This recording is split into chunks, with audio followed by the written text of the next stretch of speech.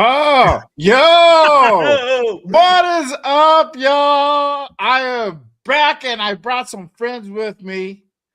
What is good? What is good? Welcome to the new Raiders Unfiltered, now also known as the Fab Three. Just kidding. Yo, salute to everybody in the building. Appreciate you guys pulling up and rocking with us on this beautiful Monday night. Raiders Unfiltered is back. Yes, sir. Really quick, if you guys haven't done so, make sure you guys hit that like, hit that subscribe on this channel, on my guy, Raider Primos' channel, my guy, Raider Will, Silver and Black Radio Podcast. Make sure you guys go ahead and tap in with my guys.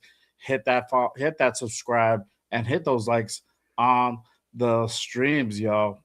Appreciate you guys. All right, man, it's been a while, and yes, now us three are doing the show together. Crazy. So this is our little secret that we kind of had for a few months now. We've been just trying to find the right time to make sure we go ahead and bring everybody in. But salute to everybody again. How you guys doing, man? How y'all feeling?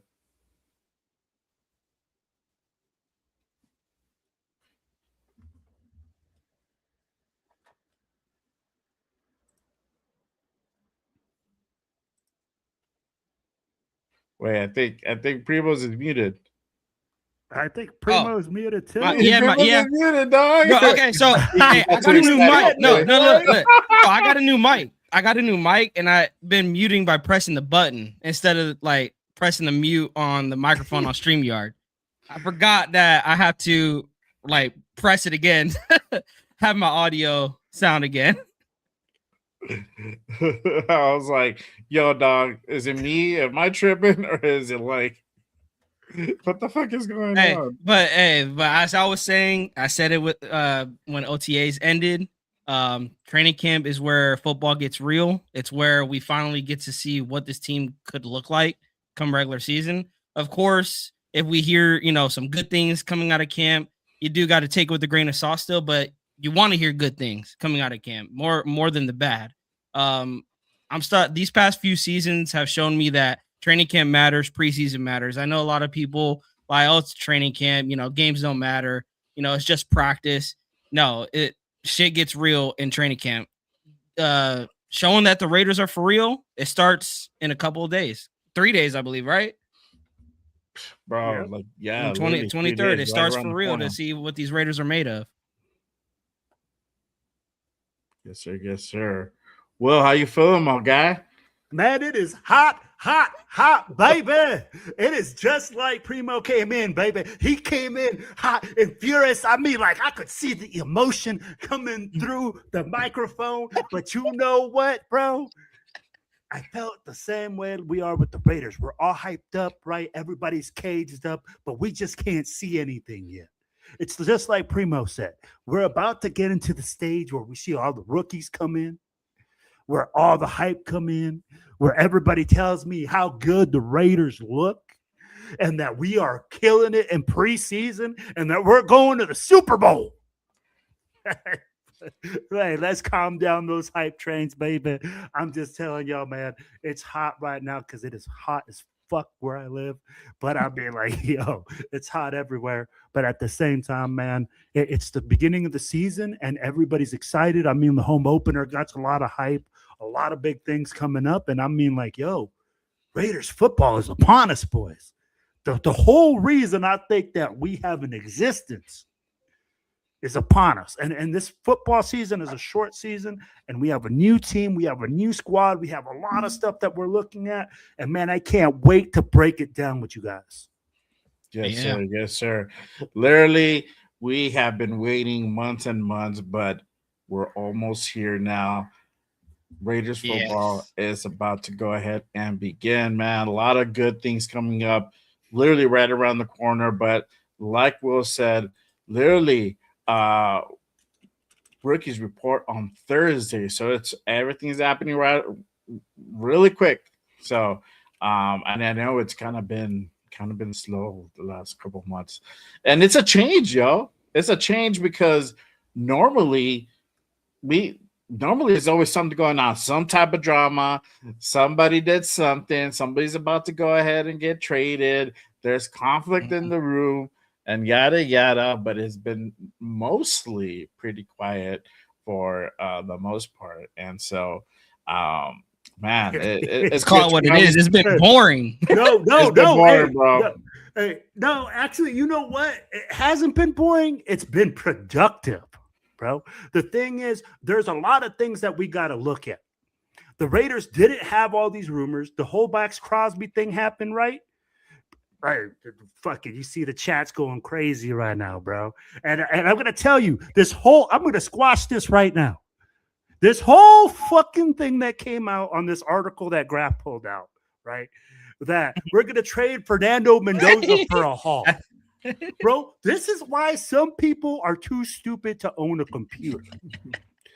Putting shit out like this, bro, should be freaking condemned. This is fabricated, y'all. Let's just put this to rest. Fernando Mendoza is not being traded for a haul. Hey, wow, you were kidding. I don't even know how I'm coming out on fire. I think I wrote in the chat. I was like, how do you even wake up and was like, you know what? I'm gonna write this, and it's a good article. Right. Roshan says, yeah, baby. Yeah. He's like, wants me to say, yeah, baby, after sentence. Was it on? Oh, like Dick Vitale. Oh, Dick Vitale, baby. Yeah, baby. You know, baby. I love it, bro. Hey, but that's my favorite thing, my little favorite catchphrase for you now. You know, the only rumor was the trade. That was the only thing that happened this offseason. And guess what? The Raiders fucking did everything legit. Like, if you look at the way that, bro, we took him back in, and fucking this dude got so much swag, bro. Spytek got swag oozing out that body. He just goes like, hey, bro, I'm not worried. Hey, he said, I ain't worried about that, baby. We can intake that freaking salary cap. I got this. I was like, God damn, bro, this motherfucker's a pimp. Here's my thing, Raider Will, with that. How look on between the two organizations, the Baltimore Ravens and the Las Vegas Raiders. One thing we've said about the Raiders organization is dysfunction. Like, one word to sum it up. People were looking at the Ravens organization like, what are you guys doing? Like, what are you guys doing? They're not looking at they looked at the Raiders like, this is an organization looking what they did. Now, like, you already got defensive pieces, and then you're adding Max Crosby back to that equation. That's why I believe, people, I believe what you said. Spytek, it's like he went into that, the free agency, like, let's hold off on a bit. Let's see if this trade is going to go through or not. It's like he planned. It's like he planned. It's like he planned. Max Crosby was going to come back, and Spytek is looking like a genius right now. But again, I'm going to say right now he's looking like a genius. But his draft class has yet to really see the football field, and last year's draft class has a lot of questions that need to be answered. Well, it's still early and they haven't put on pads yet, and we're about to find that out really, really, really soon. Before I go ahead and kick off really the show, let me go ahead and do a quick roll call again. I am back, and I got some friends with me, the brand new Raiders Unfiltered. But let me go ahead and shout out the peeps in the building. Shout out to Demokes in the building. Our guy Rorschach Raider, salute. Bob Standard, appreciate you pulling up. Salute. Our guy Cool Kev in the building. What is good, my guy? Shout out to Anthony in the building. What it do? Salute, my guy. Anthony Estrada, what is good, my guy? Appreciate you pulling up. Raider Travis in the building. Yes, sir. Let's see. David in the building. What is good? Appreciate you pulling up and tapping in. Huey P. What is good, my guy? Salute. Thank you for pulling up and rocking with us. What's going on, Huey? Shout out to Lecky in the building. Salute, my guy. Appreciate you pulling up and tapping in. Let's see here. Raider Scorpio. What is good? Appreciate you pulling up. Shout out to Excel with the Silver Star. One of you guys, not me, because I assume this is. Well, actually, it could have been. I don't know. It might be That's me. It might Primo. Look at that smile, bro. There He you knows go. that Nah, I don't know where God that. damn I it. have no Oh, idea where that's coming from. I didn't even know that you. Ooh, bro. Maybe it's me, bro, because there's no paperclip to it. Oh man! But again, appreciate everybody else pulling up. Shout out to my guy Roast Hand in the building, pulling up, and Matt on the man. Will's always on fucking vacation, dog. Or he looks like he's on vacation, bro. He's dreaming of cold weather right now. Nice, warm weather, bro. My thing is, man, I could just imagine seeing Raider Will get on a flight for Hawaii, and he's just decked out in Raider gear. Bro, that's exactly how I travel. Anywhere I go, bro, I am identified because I got tropical Raider gear. I got vacation Raider gear. I'll be like, bro, I don't live but in silver and black. And my wife loves it because guess what? She knows what to buy me every year. Right? Hey, that's what I tell my girl. Hey, you know what would give me for Christmas and birthday? Raider gear. Bro, Raider my gear, wife goes I like, I Dodger buy you gear. Raider socks because I know that you're going to like them. I get Raider underwear, bro, because my wife goes, I know that you'll wear them. Damn, bro. I would wear Raider underwear, but I'm gonna get Raider curtains. Dog. Right behind. Hey, it is what it is, bro. There's gonna be a Raider sticker smacked on his microphone. There you go. Hey, bro. But I'm appreciate always you matching. guys. Yes, sir. Yes, sir. Appreciate you guys pulling up. All right, let's go ahead and get this thing underway, y'all. So again, rookies report to training camp on Thursday. Let me ask y'all, which rookie should there be an eye out for? Who do y'all feel that it might be that one guy that could surprise us from this rookie draft class? I'm gonna start with you, Primos. Who do you think we should be kind of keeping an eye out for? I'm gonna cheat here because I think there's two, and I think they're gonna go ahead in training camp. Malik Benson versus Hezekiah Masses.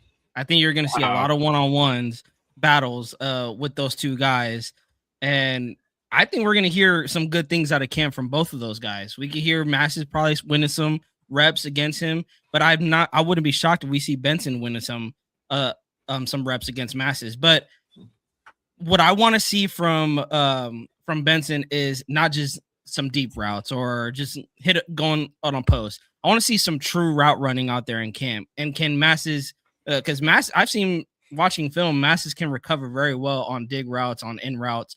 I want to see how can he handle Benson's speed, but also I want to see more route tree from Benson. You know, we've seen that with Thornton last year, kind of struggling with the route tree.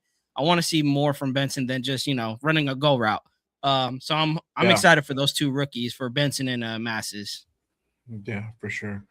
Well, who do you feel that we should kind of keep an eye out for and from this rookie draft class?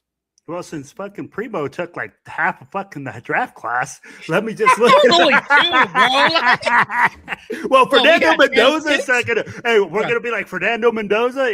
Fernando Mendoza. Fernando Mendoza. Too easy. Fernando Mendoza. They all agreed. Fernando Mendoza. Take two out of the last six. Bro, that was too easy. But but at the same time, Massis is making a lot of waves right now. Yeah, like you hear it. He's out there, but it's all about when you pad up. What happens then? Are you able to transition, right? Are you able to do big things then? And like when I thought he said he was going to cheat, I thought he was going to go with our second round pick, Stukes. I think Stukes is going to start. Yeah. I think he's going to make some big plays. Do I think he's going to get burned too? Hell yeah. You're a fucking rookie. You're going to make mistakes. Do I think that Masses is going to come in and can make a splash? If he can pad up and play in pads and do everything that they say that that he's doing, right? Because this is, again, we're going off information that all the reporters are giving us. And we heard this last year. Oh, we're tearing it up. These guys look good in fucking shorts and T-shirts. And we look good when we go into the gym and go into the practice field. But game day, we look like ass cheeks, and we just got clapped every game. Yeah. So let's be real about that. And then we're talking about the coaching, right? We're saying, oh, this guy's an unproven coach that is a great offensive mind.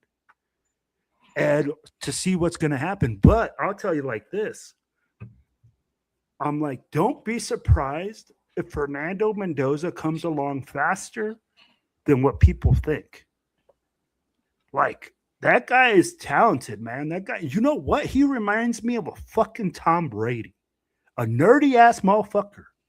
Bro, if I looked at a football player, tell me you would pick this dude and say, oh, yeah, bro, I want this dude on my squad by just walking by him.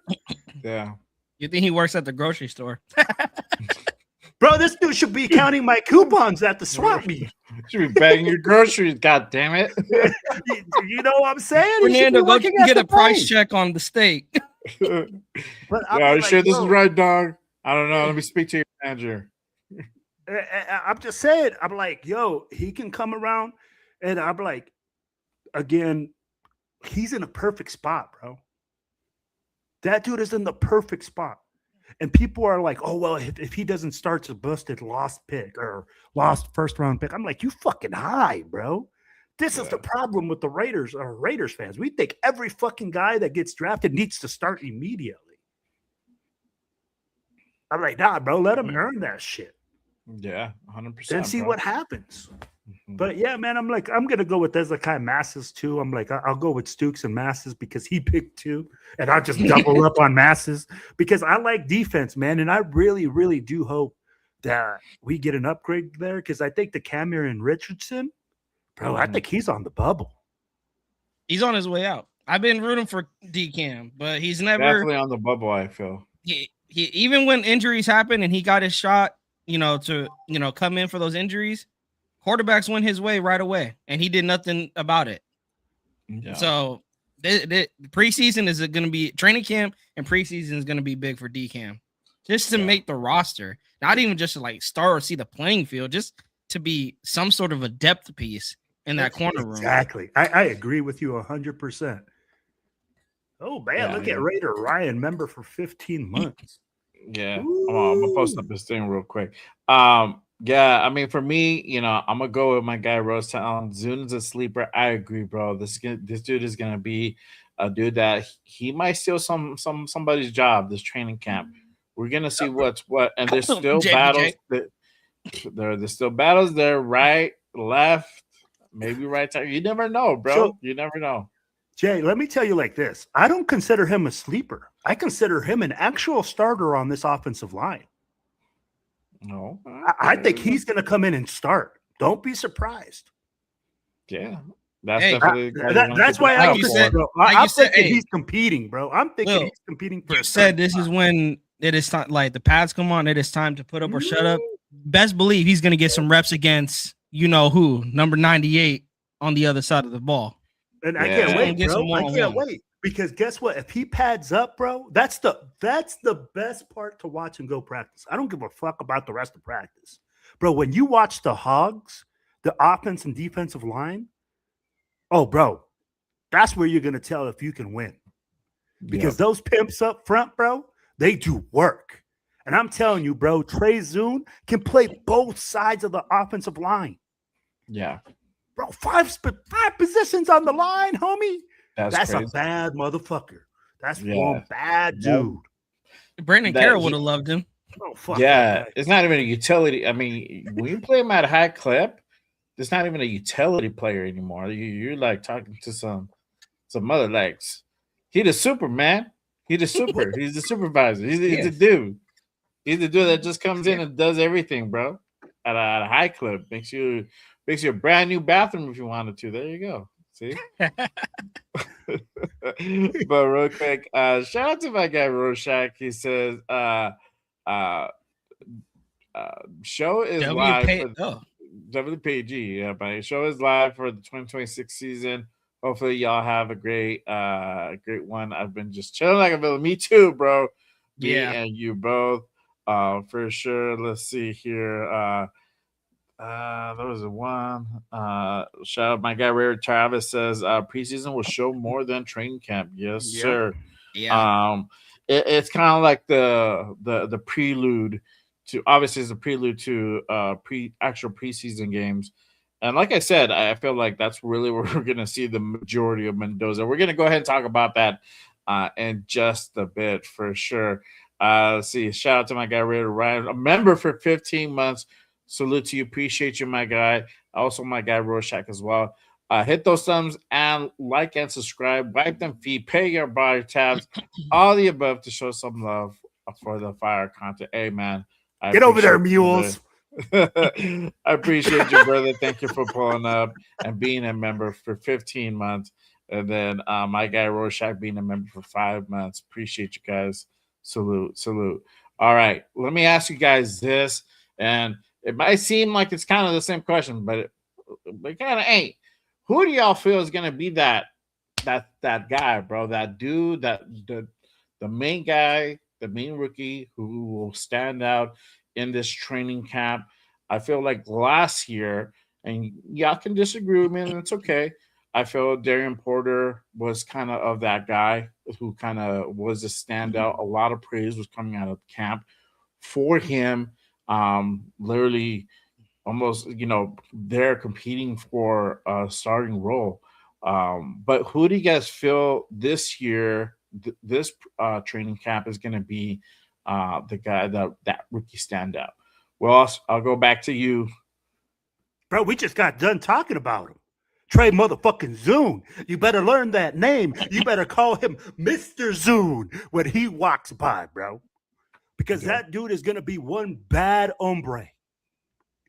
Bro, I'm telling you, bro, like to be able to do all the things that he does at the clip that he does, and when he pads up, bro, hey, we already know JPJ is on notice. Hey, I don't know what other guard you see that we can bring in that we have. I mean, like guys are talking about Buford. Buford might start. I mean, like, yeah, he might be a little bit more advanced, but that means that you're going to see this guy at a high clip this year. Mm-hmm. Besides Stooks, Stooks is going to start. I guarantee you, Stooks starts. Yeah. So I'll be like, but the only other guy that I think will get that much will be Trey motherfucking Zoo. Yeah. QP says if JPJ can't stay healthy on the field, it might be traded. Okay, traded, but there you go. Yeah, we're gonna go ahead and kind of preview also the training camp side, the regular training camp. Vets report, I believe, next Wednesday or Tuesday or Wednesday of next week. So the 28th. I don't know offhand what day that actual day of the week that falls on, but we're gonna be previewing that for sure. Will, who do you feel is going to be that rookie standout that's just going to be like, that's a dude? Hey, motherfucking Zoom. I be like, do I have to repeat myself? Dude, that dude is a motherfucking dude. He's going to come out and people are going to be like, we got that guy in the 3rd round. Mm-hmm. They're going to be like, a 3rd round. We got a potential starter, bro, on the offensive line in the 3rd round. And watch him, bro. They're going to use him all over the field. If they feel that he's better than the 2nd string left tackle, he'll play left tackle if freaking Colton Miller goes down. If they think he's the best or the 2nd guy at left guard, you're going to see this dude play a lot, bro. And you're going to see him play all over the place. Unless freaking coach likes him somewhere really specific and he starts. Can't keep him off the field. Bro, Rick Dennison ain't no fucking pendejo, bro. That dude has built offensive lines for a living for 20 plus years. You think that old ass fucking motherfucker didn't come out there with the heart on after he heard Trey Zune in the 3rd round? Bro, all that Viagra was pumping at once in his fucking heart. So yeah, bro, like I'm telling you, bro. Hey, learn that name, Mr. Motherfucking Zune. Yeah. You gotta ask somebody. I'm gonna go with Zoom, but my 1B to that, and shout out to Huey, McCoy, man. I do think McCoy's if he's able to go ahead and stay healthy during training camp, he's definitely going to show why he should have been picked at number 1 and why we literally kind of stole the draft back in April. So I agree with you, my guy. If he could stay healthy, McCoy is going to be definitely a guy that's going to be competing for a starting role, and he might take He might take somebody's job. Let's just keep it a bean. He might take somebody's job. So I'm excited to see. Yeah. But taking aside, bro, like when has really a rookie not signed? It's very rare and in between if that ever happens. Obviously, we know who hasn't signed, but hey, it's all about just making sure the guarantee money is in place, bro. So that's usually the case. Yeah. Yeah. But speaking of that dude, Fernando, we talked about a little bit earlier, but obviously this is going to be Fernando's real first test in the Raiders offseason, hitting training camp, putting the pads on. It's not going to be, hey, I touched you, you're sacked, you know. It's going to be for real this time. Dudes are going to go ahead and pop them and definitely go ahead and welcome into the league for sure. But how do you guys feeling about Fernando going into this training camp? And obviously, preseason right around the corner, he's going to be doing that as well. Do you think it's going to be he's going to be a sink? Is he going to sink, or he's actually going to swim in this training camp? Well, I'll go to you first. What do you think, bro? What? I feel so magical, bro. Was there supposed to be some type of sound effect? No, I'm like waiting for it. Yeah. Hey. I still can't hear it. Oh, no. you guys still can't? No. Oh, man, it must not be playing over the thing. Oh, crap. Oh, well.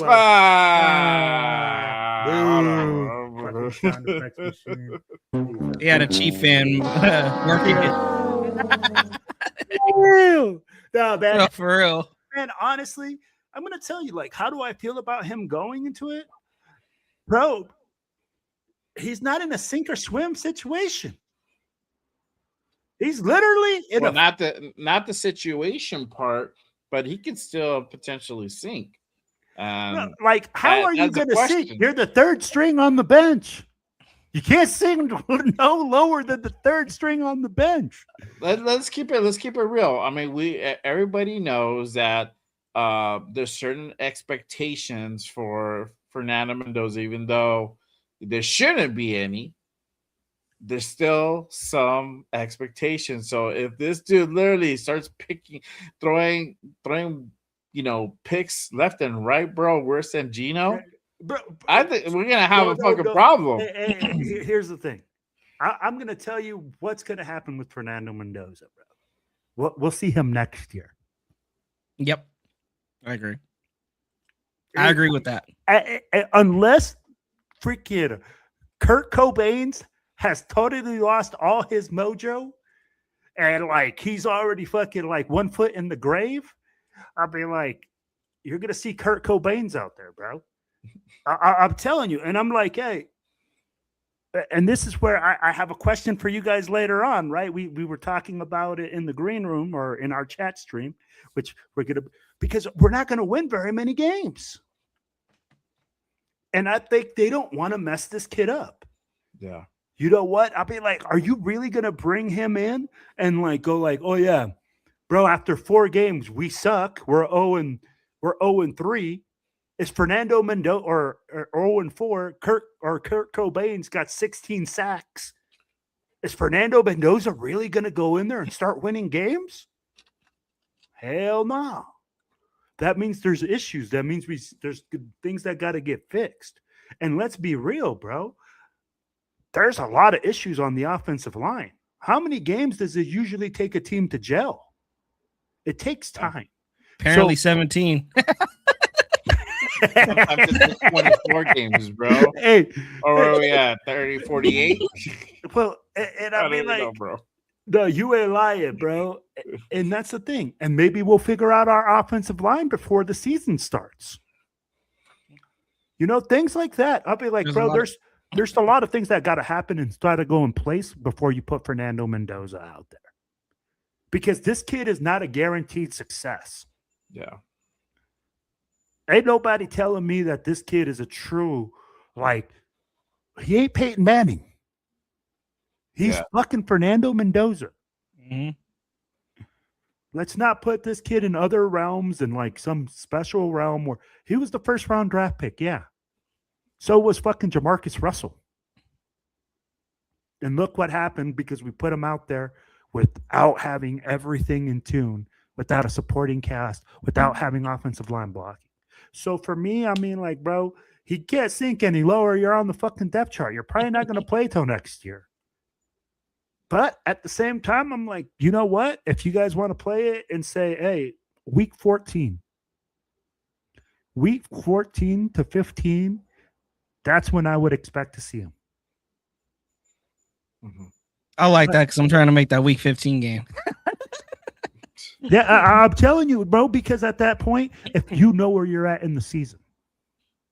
If you're not winning games, might as well get him the experience. Exactly. That's where you go and you say at week 14, you get Fernando the experience. You groom him the whole way through. Fuck, you suck. Bro, I'm telling you like this. When you first start at something, you fucking suck. What did he say? I'm working on my footwork and my timing. Footwork and timing is the bare basics of the West Coast offense. Taking snaps under center. Yeah. He said he was working on that as well. Getting all those things, guys, those are all the bare basics. So how are we going to say that Fernando Mendoza is going to be fucking ready by week 4? By week 3? When he's learning the steps. 1. When he's learning how to pre-read the field. When Kurt Cobain's over there already got that experience. He's like, hey, baby, come eat some ice cream at my house. I got some chiclets over here. And you can read my 18 playbooks that I've had before, and you can look at things. So, man, I really just hope, man, that like I said, there's nowhere for him to sink. There's only a place for him to grow. Yeah. For Fernando Mendoza, the only roof is pointing up, bro. Even through those mistakes as well. You know, he's going to make – that's what Raider Nation needs to understand. He is going to make mistakes. He's a rookie. You know, like I think that's what was bothering me when we were talking about the, you know, pre-draft with Mendoza is people were looking at him like – or from our standpoint, from my standpoint, is people thought I was banging for the table for Mendoza, hoping Mendoza's going to come in and be the magical unicorn and take us to the Super Bowl rookie year and win us. No, it's going to take time. I know that. Yeah. But I also know you need a right coach. You need a right situation. We've said that with many, many quarterbacks. But to Raider Will's point, I would also add this with the Jamarcus Russell take, work ethic. Jamarcus Russell and Fernando Mendoza have a different work ethic. Fernando Mendoza wants to get better. Fernando Mendoza wants to work on his footwork. He will not. Hey, you give him a blank tapes, he's gonna probably come back like, "What the fuck is this shit?" Primo, you let him. That's true, 100%. Let him know, Primo. Like, let's keep it a buck. So that's why the Raider PTSD, it's real. I get that, but two different players. Like Will said, Fernando Mendoza is not Peyton Manning. He's not Tom Brady. He is Fernando fucking Mendoza. That is it. He is not nobody else. And the Raiders coaching staff has a plan for him. Do I think he'll sink or swim? I think he'll swim because of that work ethic that he has brought to the Raiders and just to himself. He wants to get better. But of course, from our standpoint, we haven't seen what does that look like. We haven't seen any videos in training camp. They haven't put the pads on. Preseason has not, hasn't started. This is what I said with Mendoza. The answers are going to start becoming more clear once training camp finally comes around. The pads go on. I'm telling you, I circled that Houston joint practice. You're going to go against one of the best defenses in the league. That is where you're going to see what Fernando Mendoza is really made of. And also, I don't want us to play it safe in preseason. If this rumor of Kurt playing the entire season is any truth to that, put Fernando Mendoza out there and get him as much experience as he can. Even though it's just preseason, I don't care. If you're not going to play him in the regular season, get him as much experience because you ain't wearing a red shirt in preseason. You got people trying to come after you and take your head off. Whether people come out, it's second string, third string, those are still NFL players. I like to see anybody in this chat and on this panel try to go take a snap in the NFL against some third stringers. I'd probably be running for my life. Like, nah, I don't want this ball. he's still gonna have people coming to take his head off. And that's what I put the pressure on Fernando Mendoza. Don't baby him in this training camp. Do not baby him in this preseason. Put all the pressure on him. And then we'll get this question more clear. Is he going to sink or is he going to swim? 100%, bro. I agree 100%. You have to put the pressure.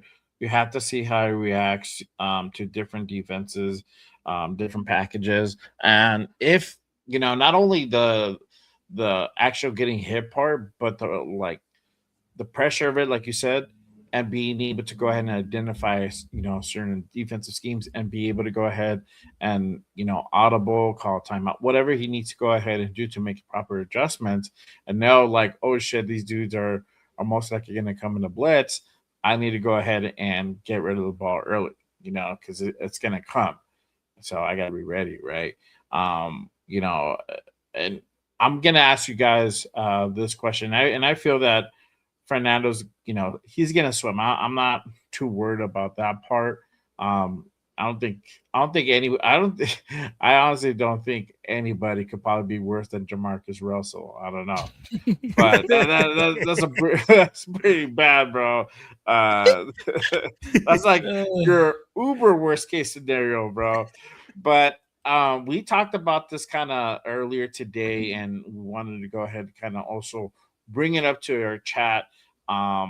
What is the likelihood of Fernando actually sitting all season? I know, Will, you said about maybe the most about 15 games, maybe having him play the last 2, maybe 3 games of the end of the season. I think pretty much you kind of said the same. I'll go back to you in a second. But shout out to my guy Severe in the building. He said in training camp, look for his Hickzaya masses if he's healthy to allow if he's allowed to fully participate, and obviously Jermon McCoy if he's allowed to fully participate in that. Let's see here. Hold on. Certified Junkie. I got this hat at the Raider Image, my guy. So I don't know. I think they still have some. Raider Image be taking our money, man. They know, I know, bro. Raider gear.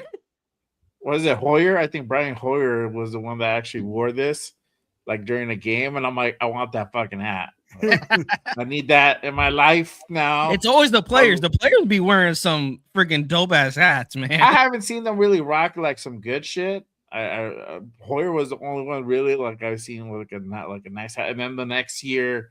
They like it's always the backups, bro. Yeah, Super Gino had a fucking. That's all they're doing is wearing hats. Yeah, Gino wore that shit, and I'm like, man, fuck that. But hey, this is one of my favorite hats for sure. So Primus, what do you feel like? Do you think what's the likelihood of actually Fernando sitting all season long? Do you see him eventually coming out? And around what game do you think that's gonna happen at? Latest, maybe the last game of the season. But here's why I say week 14, week 15. I agree with Raider Will is just the schedule. Like wins are not going to come, and if the wins don't come, why not put Mendoza out there? If you been eliminated from the playoffs, or there's a likely chance you are not going to make the playoffs, which let's keep it real, Raider Nation. The Chiefs are perennial playoff team. The Chargers are a perennial playoff team. Same with the Broncos. They just coming off the number 1 seed. The Raiders are not there yet. Doesn't mean they can't be, but to ask that from this season, also going against the NFC West, that juggernaut of a division, 3 playoff teams in that division, Mendoza should see the field week 14, week 15, especially if you have a losing record. Why not? Why not put Mendoza out there if you have a losing record? Like, at that point, I feel like that is more of a bad thing or a bad growth for Mendoza. Because, again, if he's going to make mistakes, like Kubiak, you can't play it safe with Mendoza. If you have a losing season, don't be like, oh, we're just going to wait till next season with Mendoza. No, you have a chance to go see what he can do with actual bullets, going against a starting defense. And say what you want. Let me see if I could take a look at her schedule real quick. You have the Broncos, the Titans, the Cardinals, and the Chiefs the last 4 games. I think that's a pretty good schedule for Mendoza to get his feet wet in the season. But if you go through this entire season not playing Mendoza, essentially his sophomore year will be his rookie year. Mm-hmm. Well, you sticking by your 15 around game 15? You know what, bro? Week I'm going to 15. tell you like this. You asked what the probabilities were of Mendoza playing this season. I'm going to go like 80% to 90% that he'll play this season. Why? Because we fucking suck. I'd be like, we talked about it, bro. We ain't that much better this year. And I don't want to hear this whole thing, hey, we going to the playoffs. Playoffs, my Jim Mora voice. What the fuck you talk about, bro? We just want to win a game. We just want to get through the season without getting pounded. But do I see that we'll have more wins the next year? Yeah. But to even be close to it, I'd be like, I don't think we'll be close. So, yes, I do expect them to play game 14, 15. Yeah, like that's exactly where I expect them to be ready at. Mm-hmm. That's exactly where I expect the team to be like, hey, you know what? These defenses now later on, if these defenses are going into the playoffs, the Denver Broncos, they're not going to have all their starters out there. They'll have them for a while. He'll get some reps against them. He'll get to go against their ones. He'll get some season. He'll get pepped up. Next year, everybody will be hyped up because then it'll be the Fernando Mendoza trade. Yes. Yeah. And then shout out to Raider Scorpio. He says, all depends on the online how it holds up. You don't need him to get hurt out there. You can't play it safe with him. You can't play it completely. You can't shelter this dude, You can't. Let's just not put him out there against any pass rush. If he throws 3 picks, he throws 3 picks. That's the thing. Like, let him make those mistakes. Because next year, when it's talking about more of the hurt, like getting injured perspective, but so like let's say we go with Will's scenario, right? Week 15, he comes in, he gets hurt the following game. I mean, it's not going to go ahead and really improve, impact the season like that. Now, yes, it would suck for Fernando to be injured, depending what type of injury. If even God forbid, what right? If it happens, right? It just depends on the injury. It could be a rolled ankle, it could be whatever, right? So it all just kind of depends. But eventually, this is a contact sport. Things are going to happen. Yeah. I think going kind of because I agree with kind of Will's scenario where you're probably going to see him maybe week 14, week 15, especially depending how our record is, which I don't see us having a winning season this year. I'm keep it a bean. I'm with you on that, gang. Hey, keep it a bean, bro. I'm with you. Yeah. So with that being said, you still have to go ahead and give him some exposure. Now, the only instance we're going to see Fernando Mendoza come in earlier is if Kirk Cousins goes down, he gets injured. Even that, I don't know. You never know. They might throw in the other guy first. His initials are AOC to go ahead and MVP season incoming, as Demokes would say. to go ahead and leader of the AOC, the brunt of the season. Before they probably stick in Fernando, but yeah, I don't know. That's a whole different other question there in itself. But you have to kind of go ahead and have them test the waters and actually get the feel of the game live in action. Not a preseason game, but even preseason games, you're not going up top tier talent because you're probably going against 2s and 3s, and then maybe practice squad guys off the street. Players. Guys off the street. You're getting a little bit of mixed talent, but you're not getting a whole lot of talent. You're not getting the cream of the crop. It's a whole different other beast. So, yeah, you definitely got to go ahead and put them out. Another thing I want to point out, why are we always so negative, Nation? Let's go to the flip side. What if Mendoza, balls out in those 4 games going into the offseason? Yeah. Again, not saying let's expect that, but anything can happen any given Sunday.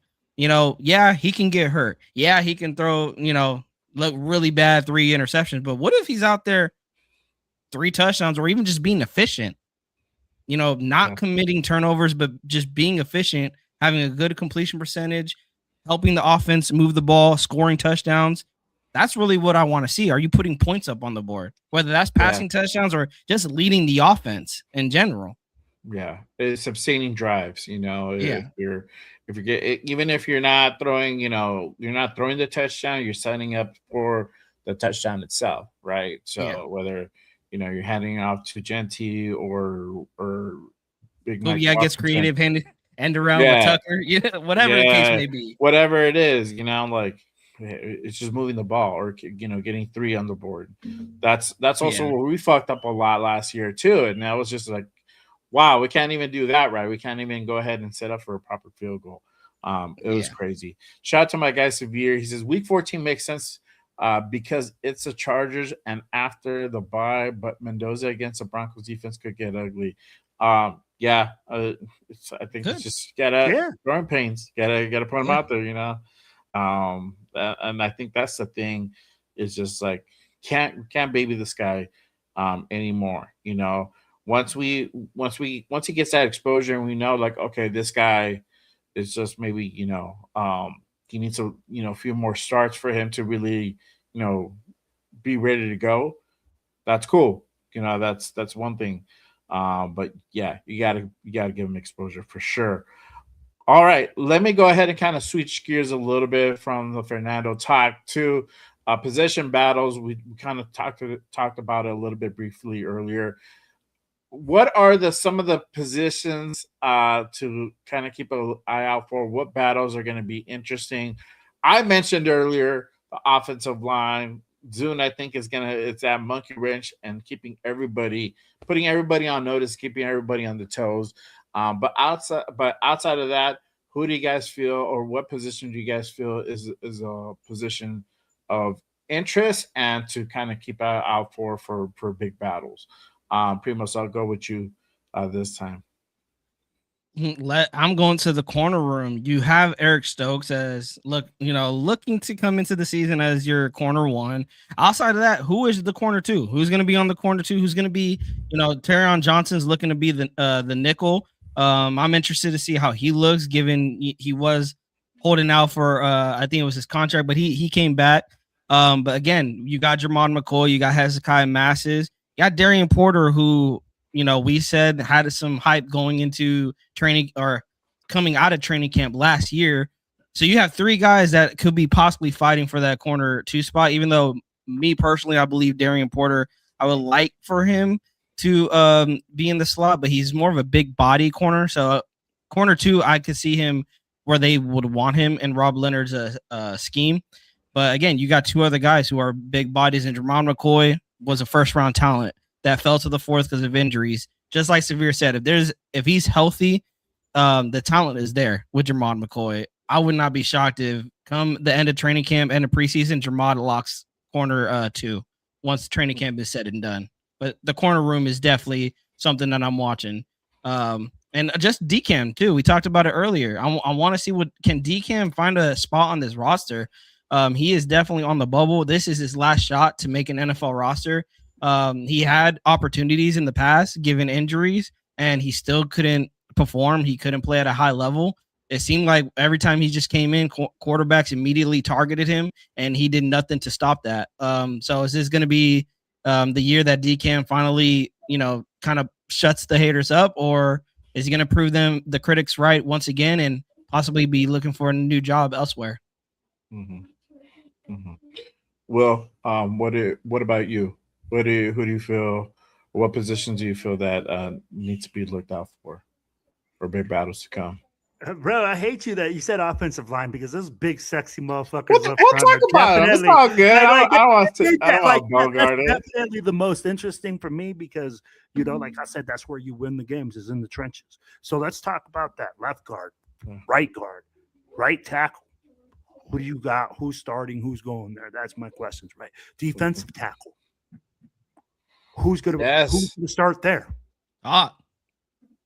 Right? Oh, nobody knows. I don't know. Shoot, you're going to tell me Adam Butler for Adam Butler's going to start in the 3-4 front as a. Don't just say nothing bad about Adam Butler. That's 805's guy.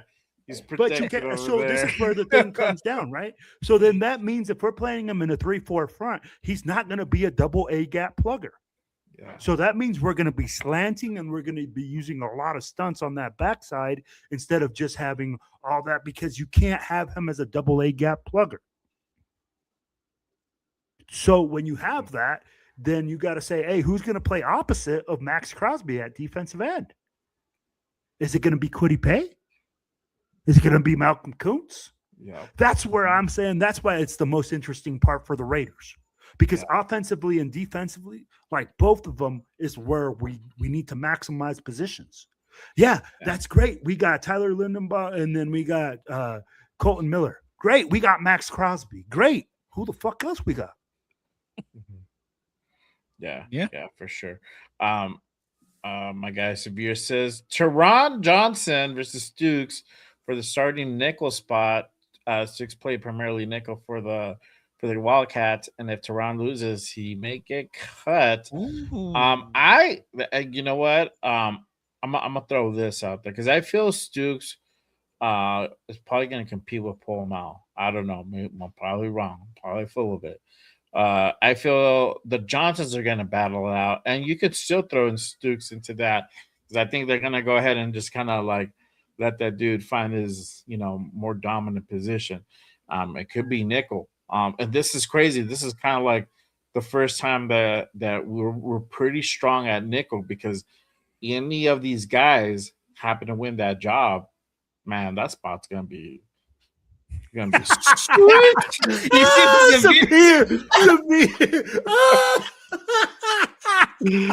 The biggest battle will be Trey Tucker and Genty for the shortest guy on the team.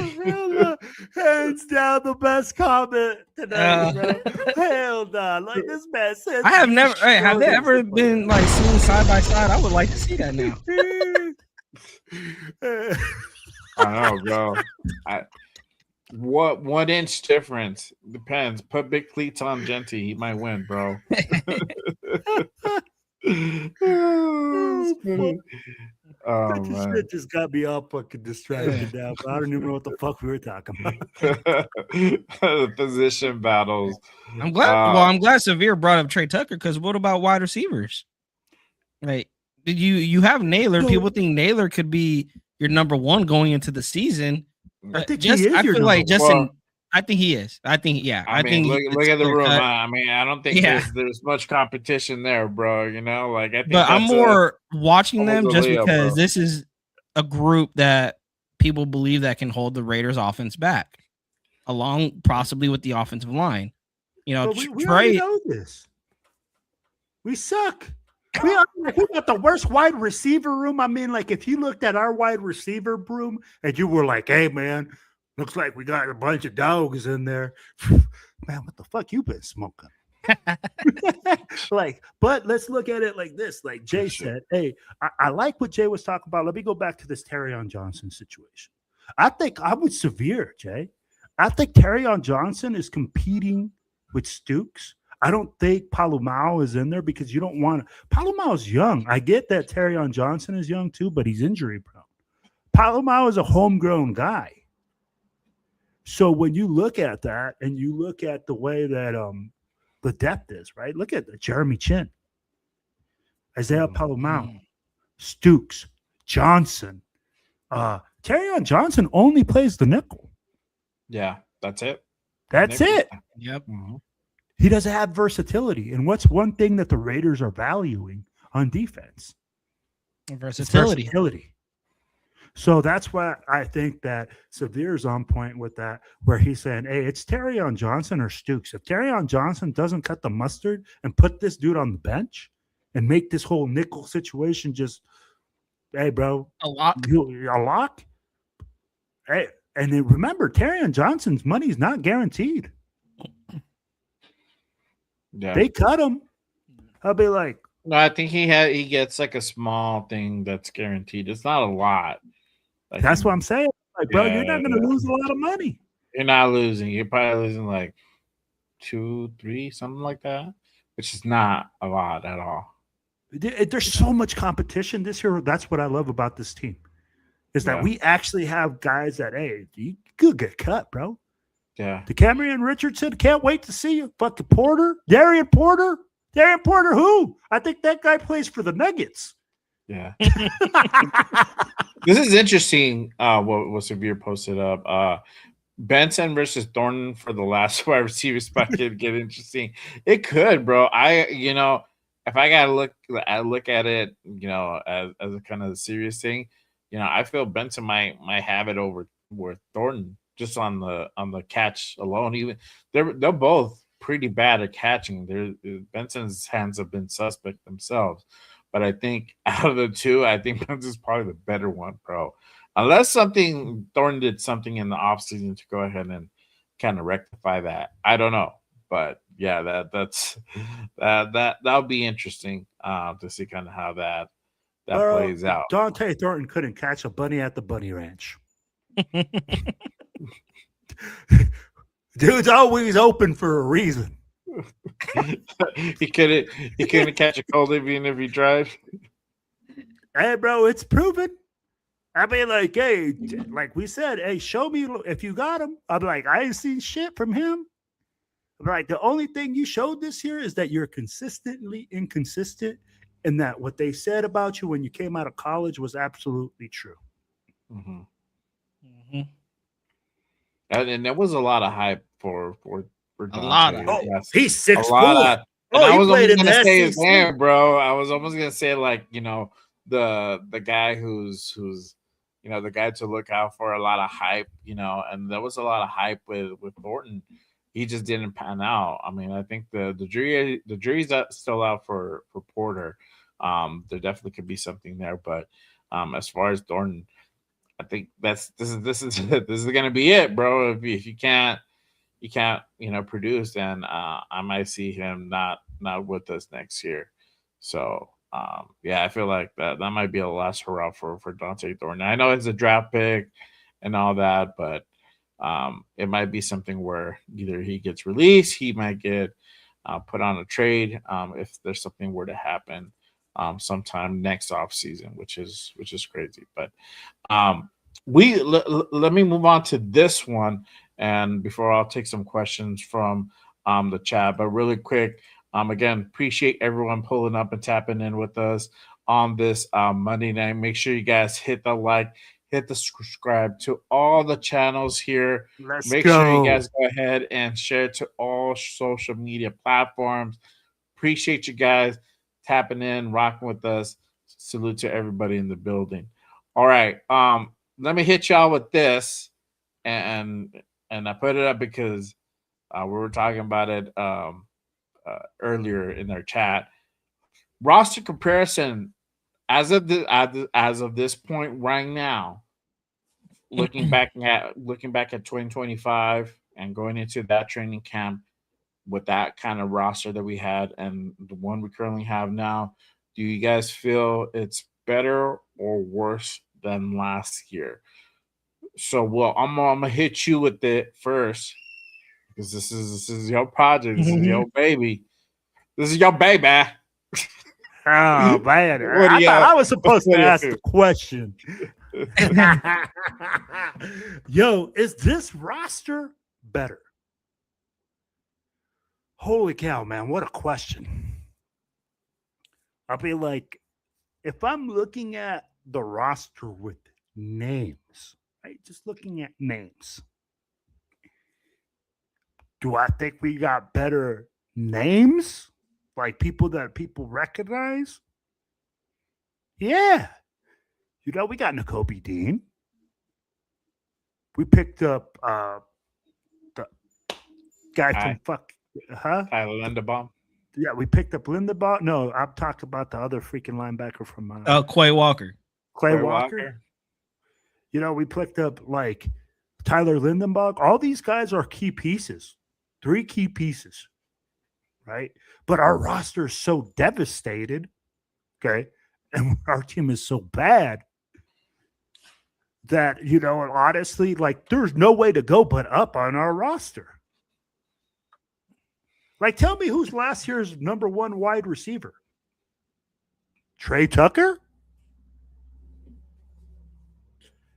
There you go. That's what I'm saying. I mean, like, you got the number 1 tight end, still Brock Bowers. He ain't changed. Left tackle, still got Colton Miller. Now we actually have a center with Tyler Lindenbaugh.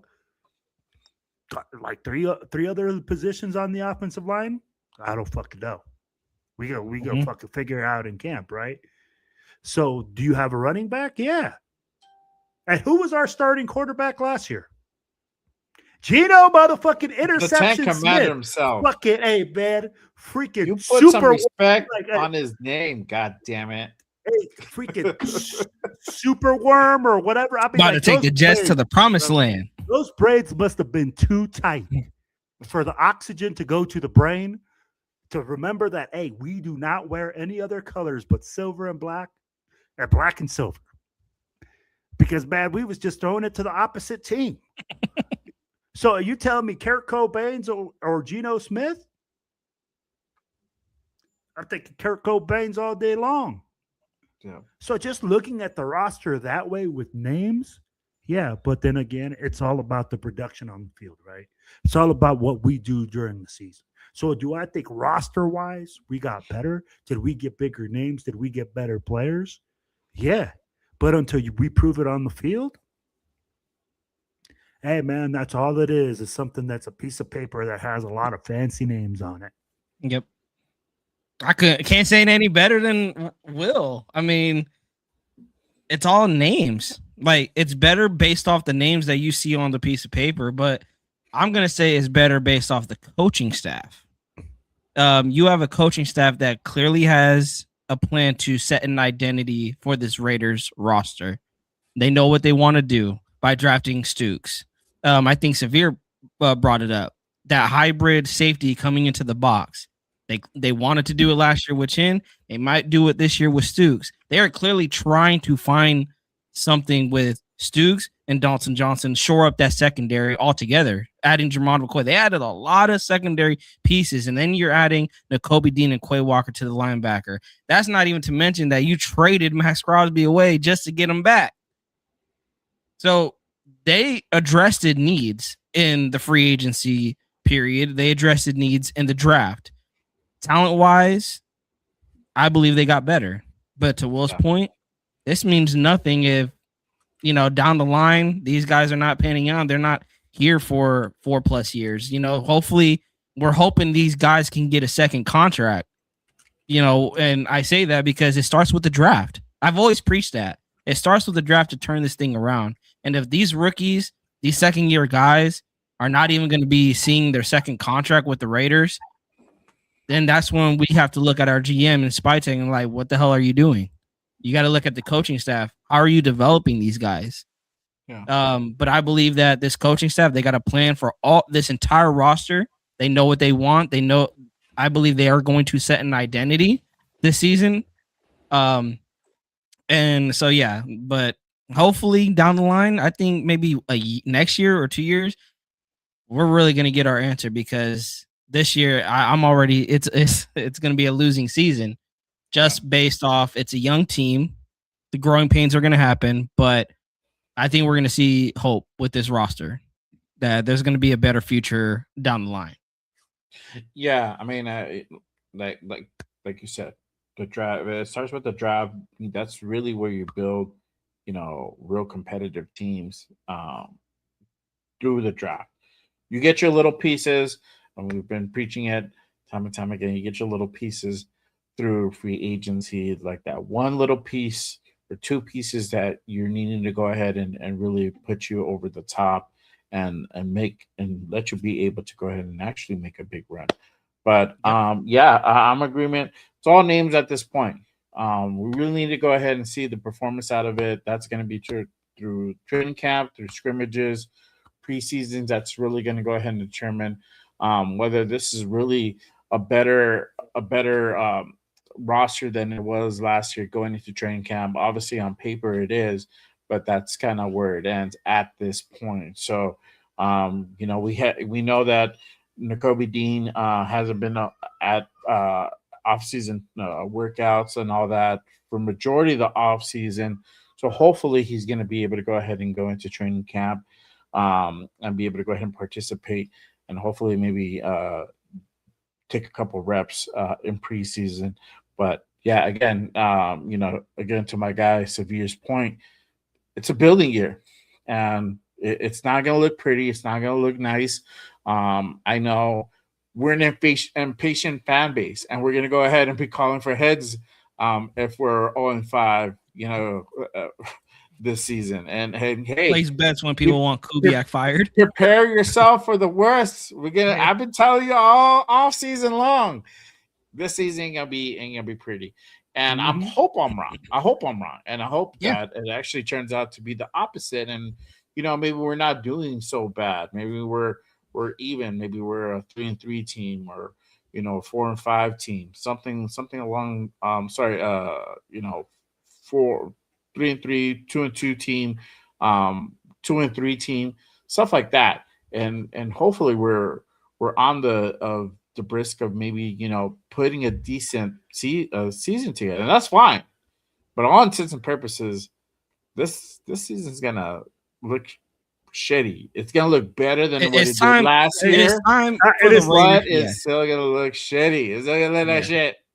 It's time for the Raiders to exceed expectations. Like for us as a fan base, lower your expectations, and it's time for the Raiders to prove it on the field. Like they need to prove it on the field that they can be a force to be reckoned with in the NFL and stop being the bitches of the NFL. Because right now they are 1-12 in the, like people saying we're gonna split with our division. You guys, they are 1-12 in the past 2 years against the division. What have they done to make you guys think they could split the division, the entire division? I have them getting swept by the Chiefs. I have them getting swept by Denver. Maybe they can split with the Chargers, but as of yet, since Jim Harbaugh's been there, he's owned our ass. Yeah. What have the Raiders done to prove to you guys that they can beat the division, or at least split, go 3-3 with the division? Because I haven't seen it. Raider will. Have you seen anything? No, and I'm going to ask you guys the question I was going to ask you guys, like I said, from the green room. Bro, is this team a more than 5-win team? No. Look, I'm not gonna put any actual number on it. I'm not, because we can go, hey, if we win one more game that we did last year, I think but I'm just asking you if it's a 5-win team.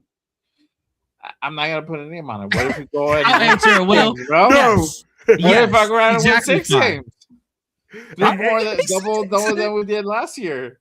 No, that's okay. But what if we win 4 games? I don't know. Did I say that's a bad thing? Again, No. this is I'm asking, is this a more than 5-win team to me? Like at the end of the day, when people go like, oh, only 5 wins, I'm like, bro, that's more than we had last year. Yeah. I'm like, and like Leon in here already said it. He's like, hey, I need to see players develop. There's more important things than winning. Yes, this season. If the Raiders were a freaking playoff team and a Super Bowl bound team, then I would be like, we need to win and we need to do this, but we're not. And I'd be like, if you look at our schedule, to get more than 5 wins, we're going to have to be pretty fucking locked in. You're going to have to win some games that you shouldn't have not won. So that's why I agree with you. For me, Will, right at 5. I have them right at 5. I see some. I will not put a number on it. These guys are go ahead, put numbers. That's fine. Again, I've always said I'm not putting expectations on the season, whether it be more than 5 wins. That's still putting an expectation. I expect them to win more than 5 games, or I don't expect them to win 5 games. Whatever it is. Hey, look. I'll be happy if they win one more game that they did last year, But for me, honestly, it's going to be once that first game, after that first game, I can go ahead and make that assessment because it's going to transition over onto the field. Not even in preseason can we fairly judge this because there's dudes buying for their jobs during preseason. There's like 2s and 3s trying to go ahead and make sure they make the 53, So there's a lot of that going on. But week 1 is really going to be your telltale. And, we'll see whether this is going to be, a 5-win team or it's going to be less than a 5-win team based on the performance on the field at that first game. And, we don't have the easiest opponent, but we don't have the most difficult one either. So it's gonna be a good test going up against the Dolphins week 1 in Vegas. So at that point, I'm gonna be there. I'm gonna see. I'm gonna put the eye test, and I'll be like, But also remember, week "Yeah, one I'm is a not." No, I'm lie. just kidding. Yeah. Hey, but Remember you know that what? too. Hey, Week one is a lie. hey, can you pop up Severe's comment? And this is what I love about Severe, bro. This one's legit. It says if we win 5 or 6 games, but are competitive with all the rest of the or are competitive for the I'm rest of the confident year, all year. or competent all year, I'd be ecstatic. With a rookie head coach, everything like that, bro. And that's why I said if this team is not more than a 5 to 6 win team to me. Okay. Yeah. So, and I'm not trying to be a bad Raiders fan. I'm actually saying, hey, man, this is good. Like this gives us a building base and it makes us grow. So I'm like, that's why I said Fernando Mendoza will probably play week 14. Like, yeah, you know. Yeah. So at the end of the day, I'm like, guys, being a 5-win team, a 6-win team, it's not a bad thing. Yeah, especially in the first year. You know, I never said as it much- was. I don't. I think the 5 or 6 wins were good. I just don't want to Yeah. put that expectation on there. You know, for me, even if we win 4 games this year, I feel that like, bro, we on track to build. We Yeah. won one more game that we did last year. Yeah. You know, Yeah. if we tied, then you're like, it's kind of a wash. If we lose, if we only win 2 games this year, I mean, it's gonna be like, okay, what's going on? Why are we regressing? You know, but also you have to, like Severe said, you gotta that comparison on the field. They have to look competent. That's competitive and competent. Yeah. Like they know what they do. They look like a professional football team, not Yeah. like, you know, the down Bro, the street. I'll tell you like team, this. bro. Losing by 1 point and getting your ass clapped by 20, there's a difference. 100%. Straight up, bro. I mean, like, why are we fucking around? Like, yo, straight up, if we lose by a point, if we lose by a tutty, if we lose by a field goal, if we lose by a last minute thing, but we competing and we fighting like dogs, bro, and our team isn't just getting blanked out, looking by the 3rd game of the season like they're already ready to drink mojitos and go on to the postseason. I'm like, come on, bro. You know, that's where I go like, hey, man, we got to look at stuff and say, is this team going to compete? Is this team getting better? Yeah. You know, and then when that happens, then I'm good with it. Yeah. And I think that's where I'm at, is that I will put a 5, them at a 5-win team. To answer your question, Jay, is that my expectation? I would argue no, because what I'm looking for. People will ask me, well, how many wins do you think they'll get? 5, but that's not what I'm looking for. I'm not looking for, hopefully they get 5 wins so my prediction could be right. No, on paper, I believe they're a 5-win team, but I've always said I'm not expecting wins going into this season. I'm with Severe. I want to see player development. I want to see how we look on the football field. Am I ready to turn my TV off in the first 5 minutes of the game starting or not? Like, Right. or am I actually enjoying? Is this going to be like the Houston Texans game? Or like, bro, where has this team been all season? Like, at least I'm enjoying the game. Like, Yeah. that's what I want. Mhm. Can I enjoy Raider football even through the losses? Can I enjoy Raider football? Like, damn, Raider Will, did you see how Traden Stukes looked out there? Did you see how Yes. Jermon Yes. McCoy looked out there? Genty looked out there? Like that's what I want to see. The young guys stepping up to the plate and just making Raider Nation like there's some hope in the future. I just want to talk. Yeah, my even shit through the during losses. game. Even through the losses. The wins may not be there.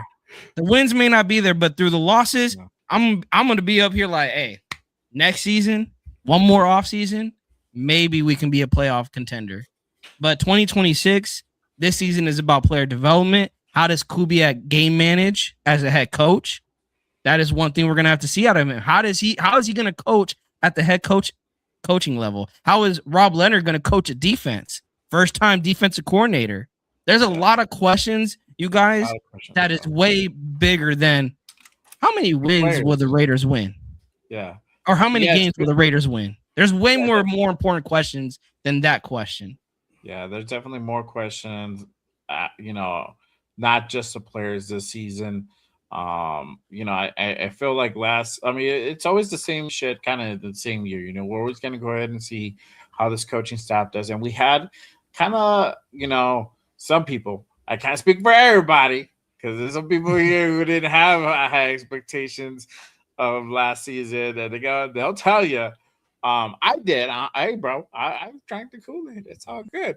I had a little bit of expectations last year. You're like, okay, cool. We got a more seasoned coach, and we got the premier, the highly sought out offensive coordinator, and we kept our DC last year, and it was fucking disappointment, man. I mean, you know what I mean, and that obviously we all know how that went, right? And yes, we got Fernando. That's great, but still, man, you don't want to go through the season, through that shit again. I mean, we Yeah. go through it every year, right? So, but this season with Kubiak in here, same thing. I'm trying not to get my hopes up, but I'm very interested how this offense is going to look. Um, in preseason. Well, obviously we're not going to see the whole book, but week one is really I want to really see how that defense is. I'm sorry, where that offense is really going to look. Robbie Leonard, this is his first time at the helm on the defensive side of the ball. So obviously there's question marks surrounding him, but his as far as his tutelage is goes pretty deep. So I feel like we're going to see a little bit more aggressiveness from this defense. I could be wrong, right? But I definitely feel there's going to be different packages, different looks that's going to be coming out of that 3-4. So I don't know, but really quick, let me go ahead and hit up the chat again. I appreciate everyone who's been tapping and tapping in and rocking with us on this Monday night. Make sure again you guys hit that like, hit that subscribe on this channel. Make sure you guys go ahead and share it to all social media platforms. Subscribe to all the channels, my guy. Will to my right, Silver Black Radio Podcast. Let's And then go. my guy Raider Primos as well. Right Make over sure you there. guys go ahead and hit that subscribe on my guys here. All right. Let me go ahead and hit up the chat. Let's see here. So Rosetown says he's at 7 to 8 wins himself. Raider Scorpio says just one more than last year. I'll be satisfied. Okay. Raider J Mar says it's a 5-win team. Okay. All right. Leon says he does need to see player development over wins. All right, that's cool. I am in agreement, bro, for sure. Shout out to our guy Arnie in the building. Salute. Appreciate you pulling up. Arnie with the question. He says, "Who are most interesting?" Behemoth Seeing plenty of snaps during preseason on offense and defense. I want to answer that. For me, it's Mendoza. Again, I said it earlier in the show. If you're gonna start, that's the rumor. Start Kirk Cousins all 17 games and have Mendoza on the bench. Give him as many snaps as he can get in preseason and plenty of it. I don't want to just see one drive, two drives. Like, no, if you're not going to play him in the regular season, if that is the game plan that this coaching staff wants to go with, give him as many reps as he can in preseason. I want to see him take a lot of snaps. Yeah. Well, I want to see Trey Zoon take a lot of motherfucking snaps, baby. I mean, like, I want him to get all of them, every single one. At left tackle, left guard, center, right guard, right tackle, spaceman, whatever we need. If we need a guy that gets blocked, we need to put Trey Zoon there. So that's the one guy that I'm excited to see get a lot of snaps in the preseason because I want to see if he's going to start, if he's going to make a push, and where he makes a push at. Because, of course, his versatility. Yeah. For me, and I'm gonna trip y'all out. So for me, Crawford, I'm interested in seeing him take some snaps during preseason. And our Oos, also taking some snaps as well. Yeah, Lakitasi at defense. A big Oos, 370 pounds, a lot of mass. And he's been working on it in the offseason. So if we see him, quite a few snaps in preseason, and that dude just plowing motherfuckers, hey, and holding the gap. Positive necessary, closing the gap. Yeah. Don't open it, dog. Hey, I need him to show look- those fucking chest hairs, bro. Just rip that jersey off. Stop it. Oh man, let's see. Hey, But I'll ask That's you guys another this. guy that has hype, coming out, but again, hasn't really lived up to it. But Yeah, that is a guy that I'm gonna be interested in seeing. Laki Tassi finally get an opportunity at the defensive tackle position. Can he possibly make a rotational spot? yeah, that would be definitely very interesting. Shout out to our guy Raider Paul in the building. My guy with the hold on, dog. Let me do it right. It's been a while. What? Hold on. Come on, man. Yeah. Stream y'all fucking me up, man. Let's see. Go back down here. All right. Yeah, Severe says Raider fans have high expectations every year, and this team disappoints us every year. Switch it up from once, start off with low expectations, and be pleasantly surprised for once. Yeah, man, I agree, bro. Yeah. If they oversee like our low expectations, it's like, all right, cool, like they actually had a pretty productive year, Yeah. So that's the way you gotta kind of look at it at times, hopefully we hit rock bottom. Hopefully now the only way is up. I ain't trying to go ahead and be fucking 1-16, bro. Goddamn, bro. That'll hurt, bro. That'll hurt. Back-to-back years with the number one pick. Exactly. Let's see here. Travis says my big expectation this year is that the Raiders. That right there, Travis. Hey, man, I just want to talk my shit, man. I Talk want to go your in there. shit. I want to go in there and look at that Chiefs fan and say, "Fuck your team," and say it with pride. Hold on. Y'all ain't ready, homeboy. Get to walking. Exactly. When I walk in there, bro, I want them to know that "fuck your team" and Raiders bitch is coming. Raiders bitch. Oh man. Oh man. Let's see. Brady says I got a second in our division. Wow, bro. How about expectations? Who are we beating? All right. Hey, who are we beating in your stuff? Like, I want to know who they got above us.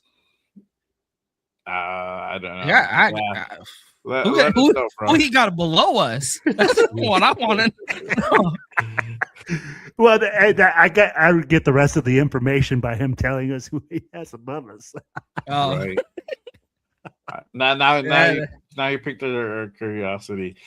Severe says I'm looking out for Savian Sword. I liked him, and I'm glad we signed him. I like his game, and we're desperate for a linebacker at depth. He was pretty damn good at Arkansas, but undersized for the position. Yeah, I mean, look, just for depth, bro. I'm good with it.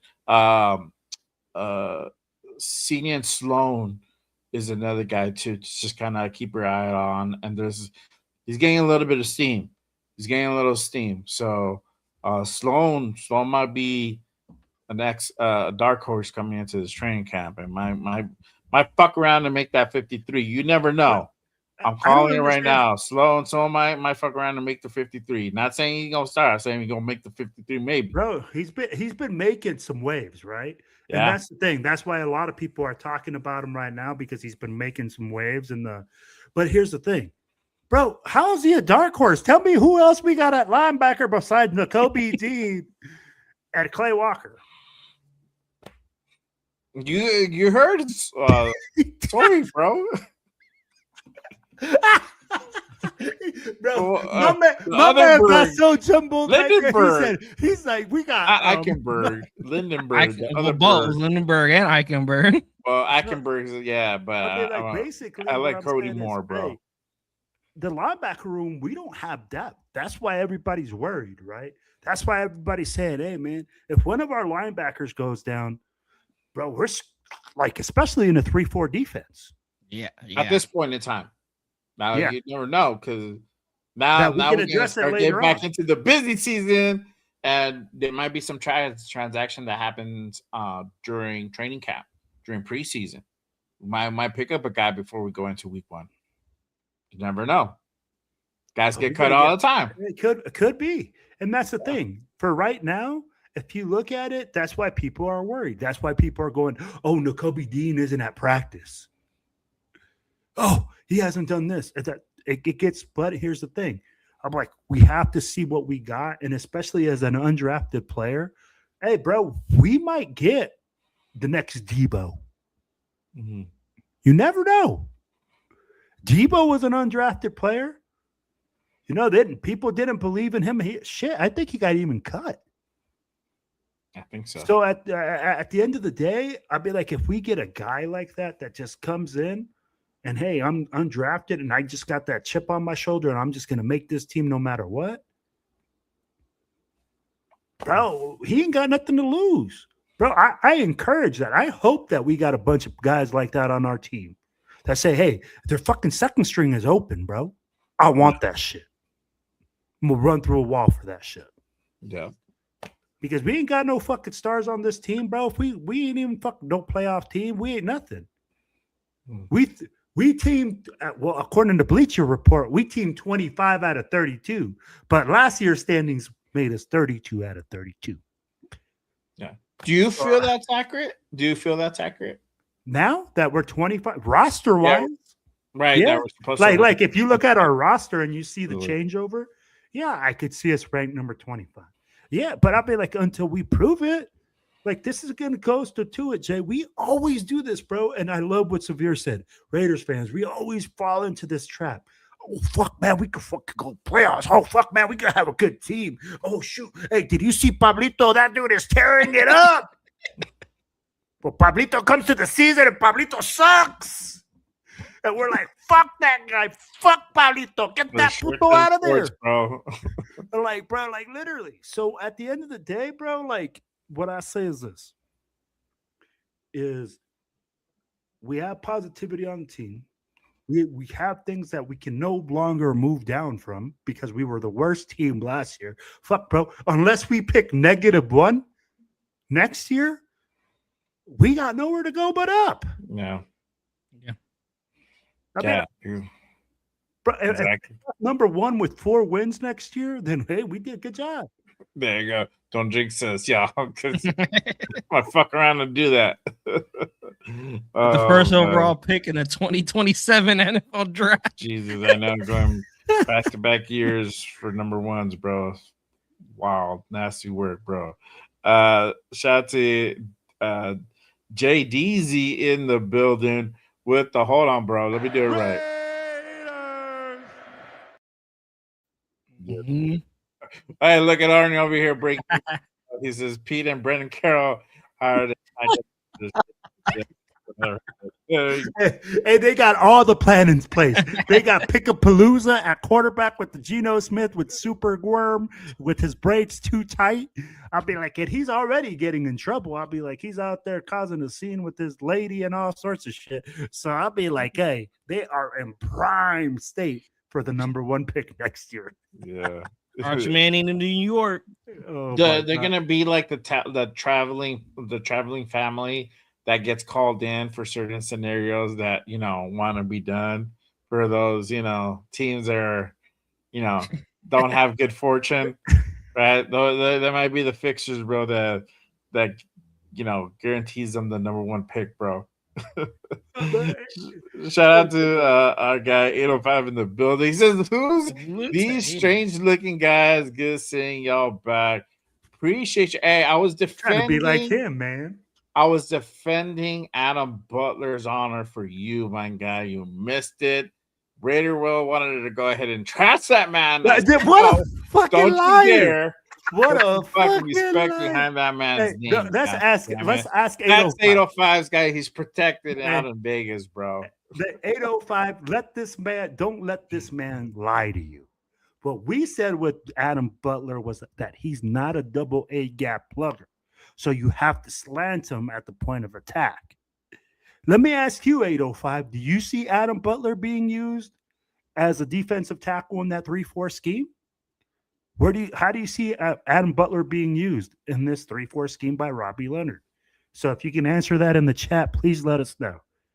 Don't you be talking shit there, Jay. This man said this. Respect on Adam Butler. Bro, Will was so And you caught off better guard.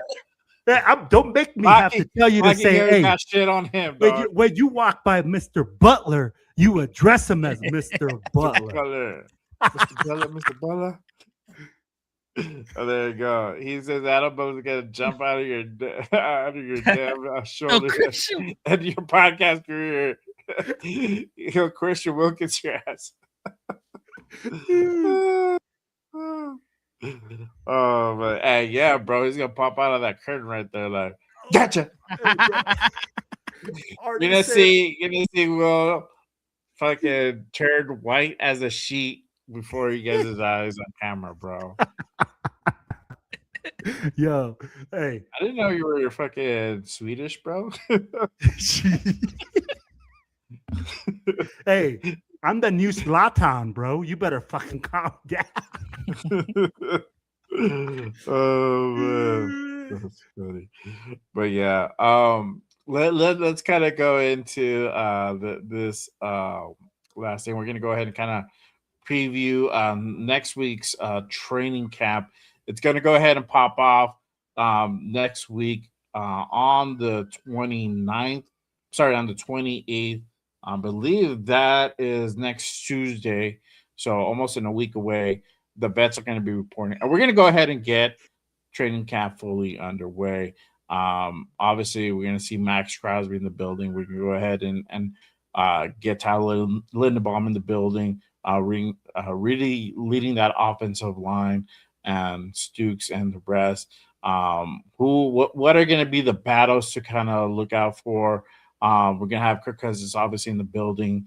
How are you guys feeling about training camp literally coming around next week?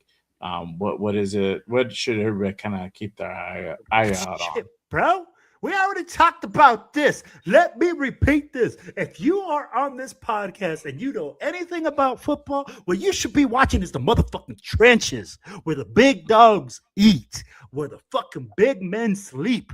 I'll be like, right there, bro, is exactly where you want to be at. I want to see who's going to win every single position line. I want to see who's getting the ass whooped. I want to see Adam Butler freaking shaking and baking. I want to see Max Crosby flying around. But if he's not, I don't know if he's going to be able to come back, right? But I'll be like, hey, this is talking all the guys that are able to go at 100. I want to see them flying around. I want them, bro, because that's the game. That's the game within the game. If we start at a high level in training camp, and take that and pushing those guys to the limit, this team's going to be fucking good. This team's going to be set for the future. The offense and defensive line will set the tone for the season for this team.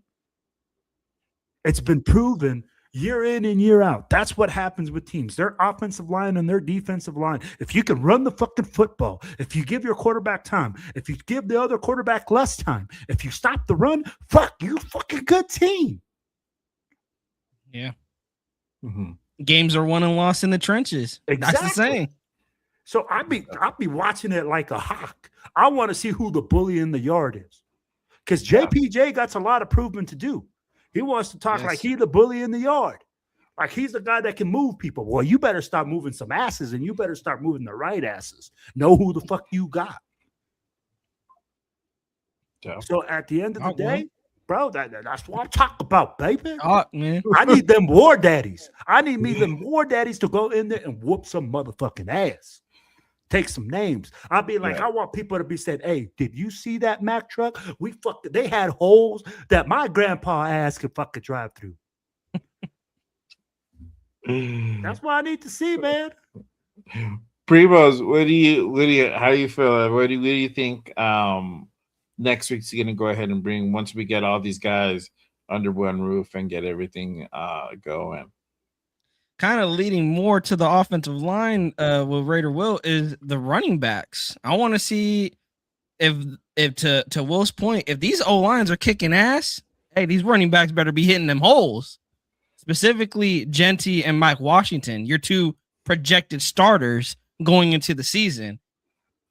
Last year, people were saying Genty had a bad rookie year, 5 touchdowns, barely eclipsed 1,000 yards from the an all-purpose yards, almost got to 1,000 rushing yards, but he didn't get there. And it's a 17-game span, so now you look at under 1,000 as that's really terrible for a running back. Getting under 1,000 yards in a 17-game span.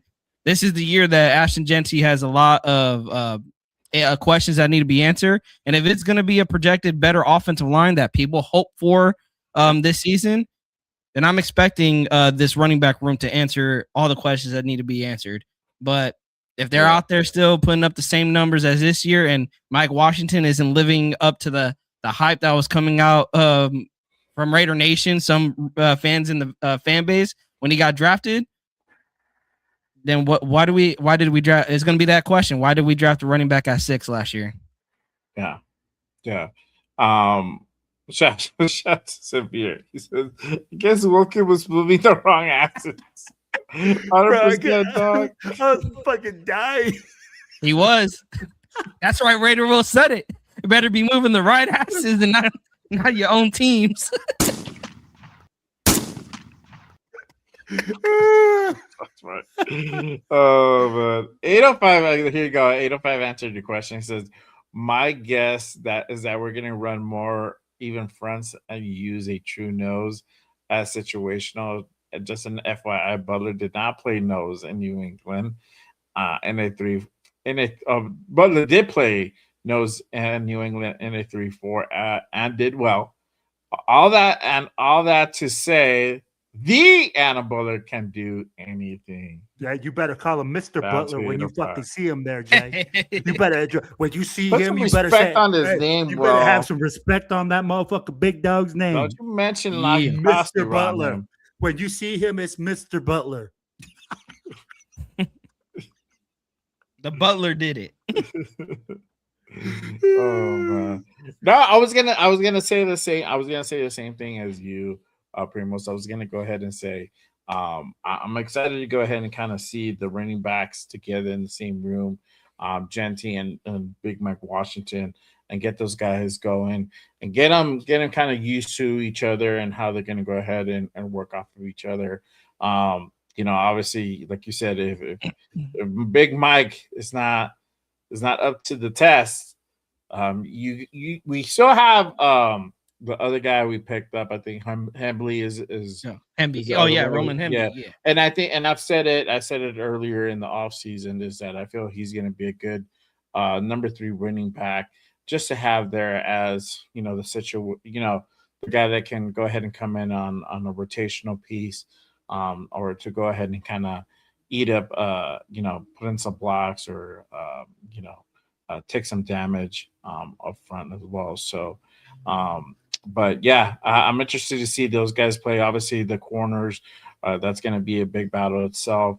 You have Stokes coming back on another year.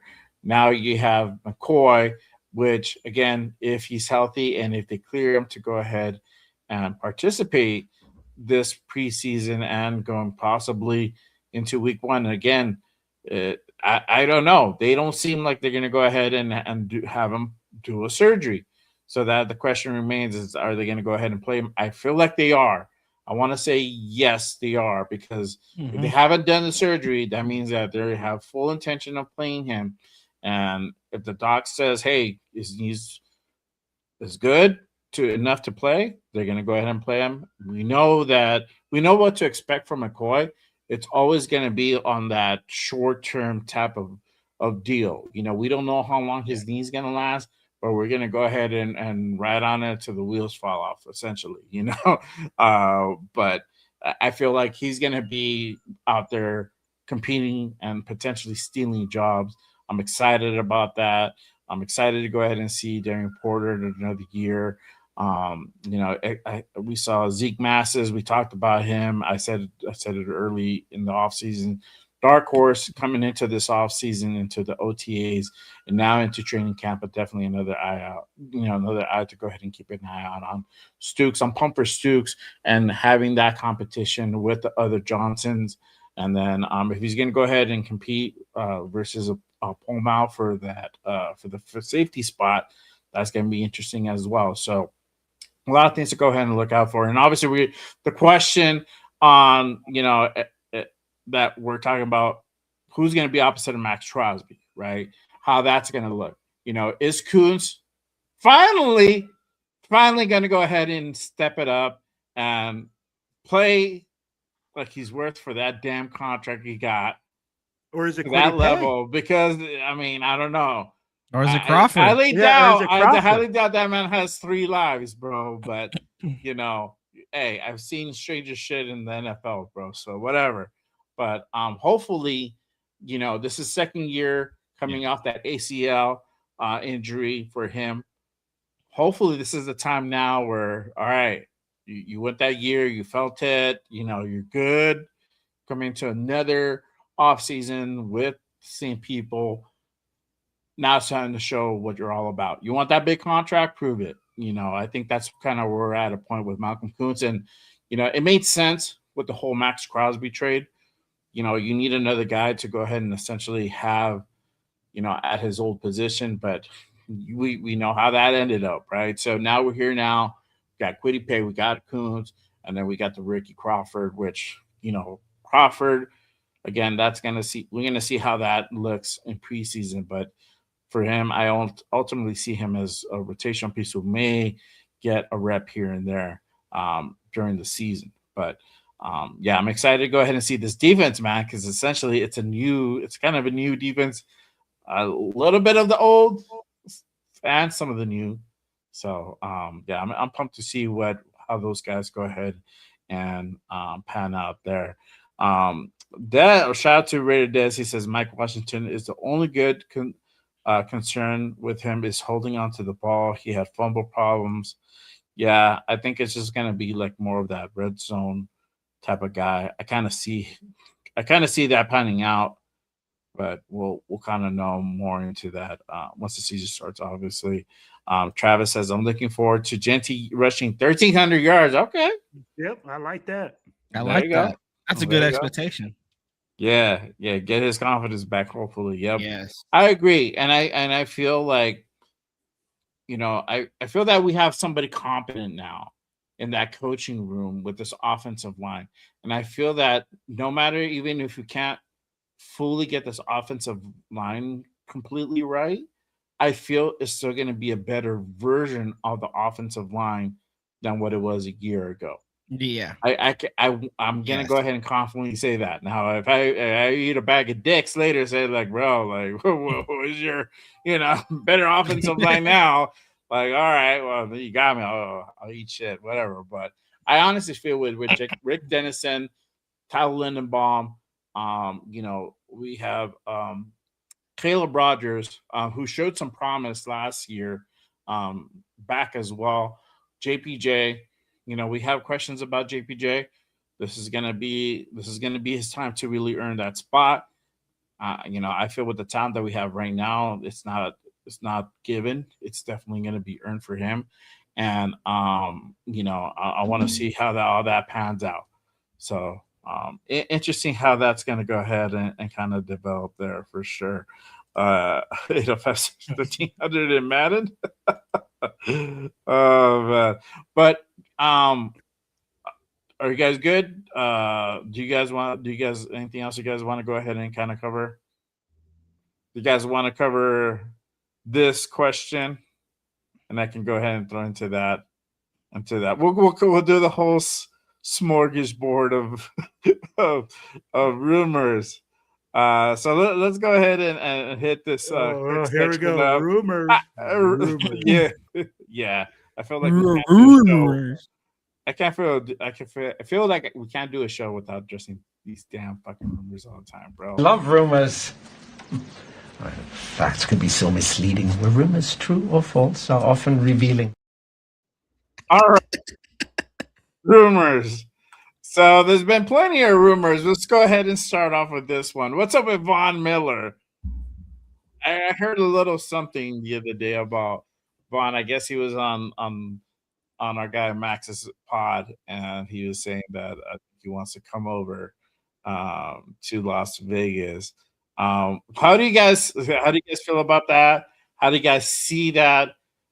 Yay, nay, ain't gonna happen, could happen. How y'all feeling about that? Primos, I nominate you. I would say you're gonna have to see what you have in training camp and preseason. But if it is that bad that you got to sign a Von Miller, that makes me worried. That you're signing a Von, because people are like, oh, it could be a veteran presence. Are we just gonna act like Max Crosby has not been playing football since 2019? He's the veteran presence you got on that defensive line. Who else do you need? You signed Von Miller. You're telling me two things. That Coons belief that you have, Jay, that's out. Because they're going to probably bring Von Miller in as a rotational piece. And Keon Crawford, why you draft him in the third round? That right there. Who we going to give these reps to? Another Tyler Lockett? Another Jamal Adams? Someone just said it. We're a young team. I get that we're a young team, you guys. But do you want these young players to get the burn that they need? Again, we've talked about it earlier in the show. The wins are not going to be there. So why are you signing a what? Isn't he like 37 also? 36, 37 years old? Bro, he's almost 40, bro. Like, that's what I'm saying. Like, so hey, I want to be in Las Vegas too. Get an easy bag, hit up the Bunny Ranch, call up Raider Will, call up my guy Jay Raider, and be like, hey, let's hit up the Bunny Ranch. I'm staying at Planet Hollywood. I just signed a 1-year contract about to finesse the Raiders off of a quick $2 million. Send the car. Is the point? Yeah, let's start the road trip. Let's go. I want to see these young players, Keon Crawford, Malcolm Koonce, to your point, Jay. Like, is he going to answer the call? And coming off that ACL, Kwity Paye, why'd you sign him? Yeah. Why again? Like if you sign Von Miller, why did you sign Kwity Paye? Why did you draft Keon Crawford? What was the point? Now you're gonna make me start scratching my head. Spy Tech, what are you doing? Yeah. Well, what do you think? What do you feel? For me, it's like this. All right. What is Von Miller? A pass rush specialist. That's what he is now. Yes. Right? Yes. Is our defense being able to put him in that position to maximize a guy like that, to bring in a pass rush specialist? Because from what I saw last year, we can bring in a pass rush specialist, but we can't stop the fucking run, so it doesn't matter. So for me, it's like this. If you bring in Von Miller, it's because you're bringing him in because you have that lack of pass rush and you're getting stops. And you're able to stop the run and make teams one-dimensional, and you're that one guy away, which is a guy that gets you sacks. Mm-hmm. And unfortunately for us, we're not there. You know what? Like, I would love to have a Von Miller on this team because that means our team is fucking good. Yeah. We're going to put this guy and we're going to use him every single time. It's third and long, second and long. Oh, yeah. Then you can bring him in. But tell me how many times we have been like that for the Raiders defense. It's like first down here. Oh, hey, you want to catch the ball? You're open. Hey, this guy is open. Hey, everybody's open. You want a touchdown? You get a touchdown. You get a touchdown. Yeah. That's how our defense has played. So until we show that we can stop the run, make teams one-dimensional, and need that pass rush guy, then I don't see a Von Miller coming.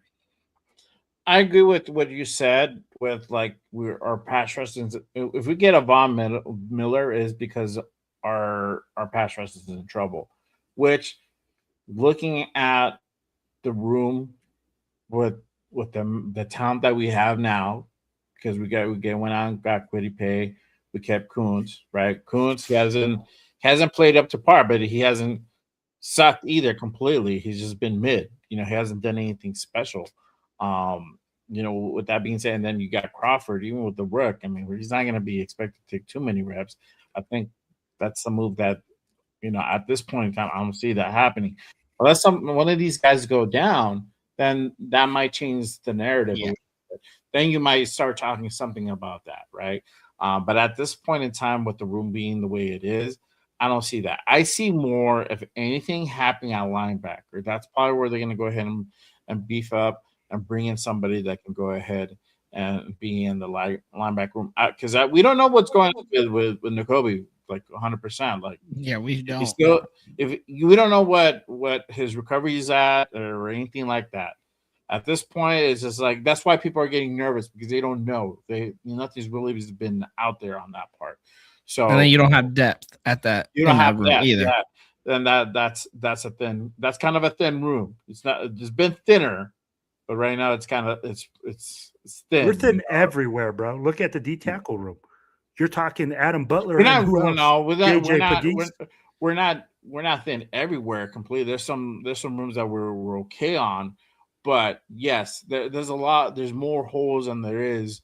Okay, Jay. Quality. What rooms, room are we thick in? What room do we got a bunch of thugs in?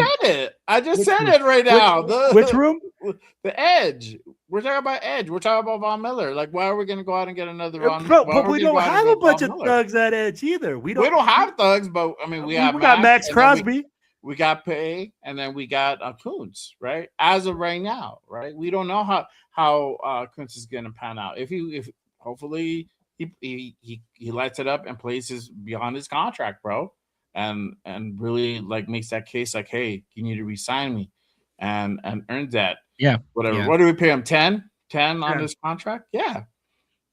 I mean, to go out and get a Von, I don't know. At this moment, I don't see it make a whole lot of sense. But if things changes or we're suffering in that pass rush, then that makes more sense, because we're having difficulty, like you said, we're stopping the run and not penetrating to the quarterback positive necessary, or it's just we're just having issues all around, right?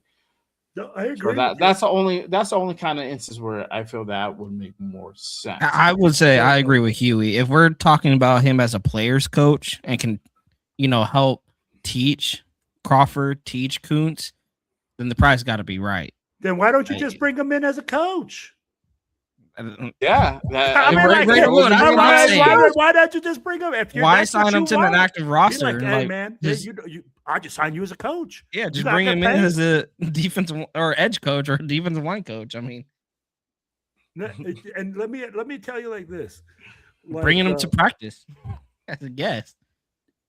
So, and here's the thing: do we forget that every time we sign a big time free agent, they forget how to play football and then we got cryogenic chamber, like meltdowns happening and all this other bourgeois stuff.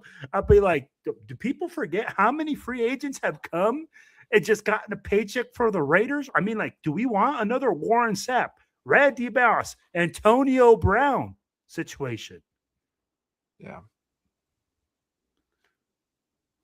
I think it would be a little bit different because Von. Of course you're not, because you're a Raiders fan. No, well, here's the thing. Will, I don't think fans would expect Von to come in here and be Von Miller of old. I think most would expect Von to come in and be that player's coach. I'll say this: if we didn't sign Kuntz, then that would make more sense to me. Like, okay, cool. Yeah, like, I agree. That's something that can add and bring some quality play and also be that mentor. So, but we kept Kuntz, like this whole thing now kind of like it really morphed a little bit into our decision making. Now we got Max, and then we got the other guys that we went ahead and got and kept. So, that's kind of where it's at. I wanted to go ahead and bring up this one, and there's another one too. So what about Justin Jefferson? And I think Tebow was another one, right? Stop. Tebow was another one. Who was the other one? Who was the other one? Wasn't it the corner that's dealing with like issues right now in the court, like some law issues? Like he got released by the Lions. Yeah, Terran Arnold. That was the other rumor. Might be interested. Yeah, no. Stop. Yeah. Bro, the Justin Jefferson rumors, What are you going to give up for him? I know I seen something out there that we could give 2 firsts and Michael Mayer. We talked about it earlier in the show. This is a young team. Why are you giving away draft picks? You build in the draft. You build a playoff contender in the draft. And we've done this before. Devontae Adams, Randy Moss, Antonio Brown. Has it worked out? No, it hasn't. Now, yes, you can argue, well, now they have a quarterback and Fernando Mendoza. Fernando has not played a snap in the NFL. We're assuming Fernando, will take that next step and he, can establish himself as a really good starter and be the franchise quarterback for the Raiders. But there's no guaranteed. Trade for Justin Jefferson, that moves the needle for me. Now, Clint Kubiak, you got to go playoffs year 1. You got a guy like Justin Jefferson. This offense better be top 5, top 10. Right. That's what you're saying to me without saying it to me. Yeah. That's what you're basically saying. Like, this offense is going to be basically the heart and soul of the Raiders if you go trade for a Justin Jefferson. But you're not a Justin Jefferson away. Raider Will, how many times we got to say it? How many holes is on this team? How many question marks are on this team? You are not. Hold on. Stop it. Get some help. Yeah. No, we're not a Justin Jefferson away, you guys. We're not. If, let's say we were going into 2027, you need an X wide receiver. We win 5-6 games this year. We have some hope for the future. It makes maybe a little bit more sense next year if you're trying to locate that true X wide receiver. But also, why not go draft one?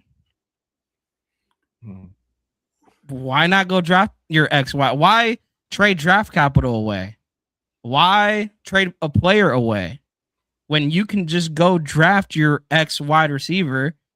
And there's been a lot. I mean, the young wide receivers has been taking over the league. Jamar Chase, Justin Jefferson, CeeDee Lamb, just to name a few. Why not go look at Ohio State or wide receiver university, as they like to call it? I'm not saying you'll go get a Jeremiah Smith, because the wide receiver class next year is a good class. Yeah. But to Severe's point, picking the top 5 next year is very, very realistic. That you could potentially go locate your wide receiver 1 in next year's draft. Wow, Severe, so talk that truth, Severe. So, it doesn't make sense. Bro, it doesn't make sense. That contract as well, it doesn't make any sense. Exactly. And what would you have to give up to get him? What would you have to give up? 2 firsts at minimum. Are you kidding me, bro? 2 firsts? You know what we could do with 2 firsts? We could draft 2 number 1 wide receivers. Yeah. This is the whole insanity thing, right? With Justin, let me just stop this rumor. This fucking rumor was bull caca. People need to stop smoking that fucking good stuff before they start typing or saying shit, because I'll be like, or drinking too much, or like podcasting, or podcasting, whatever fuck what they do. Because at the end of the day, bro, this team, team that makes a move like that is a team that's ready to win right now. A team that's ready to go to the playoffs. Yes. A team that's ready to Super Bowl bound. Bro, the Rams will be a team that will make that move. Yeah. For us, it makes 0 sense. We don't have taking that financial hit, losing 2 first rounders when the team isn't even built yet. And then it's exactly what Primo said. That puts you in win now mode. That's what we thought with Devontae. Let me ask you guys that. What was your expectation when they traded for Devontae going into the season? What did that tell you? We want to win. We want to win. Yeah, we were looking to go ahead and make a strong move to make playoffs in, but we knew how that went, And you could argue he probably was that missing piece of that offense. The year prior, they didn't really have a true X, and then you trade for him. Mm-hmm. And like Dixon said, coming off a 10-7 season, and then you traded for Devontae. You're expecting to go to playoffs. You expect him to push you Yeah, over. I thought that was my first thought, and I was like, I was all I wet can't for that I fucking can't move, lie and say bro. same here. Yeah, at the time I was like, oh man, we went and got out DA, bro. Reunited him with Carr. Like these motherfuckers are gonna ball, right? And wrong, They put wrong, up stats. wrong. Yeah, They put up numbers. And that's They the put up I some think numbers, yeah. Scorpio said it. JJ is a different beast. The thing is, JJ will come here and still put up numbers, but I will ask this: will those numbers equal wins? Okay, there you Because go. we've seen it. Yes. We've seen it where we've had Raider players put up amazing numbers. You could put Brock up there. Brock putting up amazing numbers right now. Is it leading to wins? No. No. Yeah. I'm tired of these stats. I'm tired of the stat guys. Dude, and I'm going to tell you like this. You hit the nail on the head. This guy's going to demand the ball. This guy's going to demand his money. Severe just hit it on the head. We got guys asking for contracts. We got money that's going to be out on the table. So when you're talking about that type of money going out, I'm like, we need to build through the draft in order to keep our salary cap down, in order to keep this team competitive in the future. So let's stop trying to get this quick answer for a team that needs more than a quick answer. Mm-hmm. It's that trying to do that shortcut, bro. It's the lipstick on a pig. pig. We gotta stop with trying to find the shortcut, the shortest way, or the potentially like quote unquote easiest way, to really make a team long term, a competitive winning team. You have to build it from the ground up.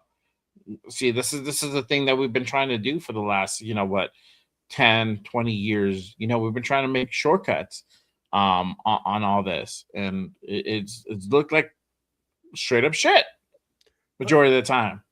Exactly.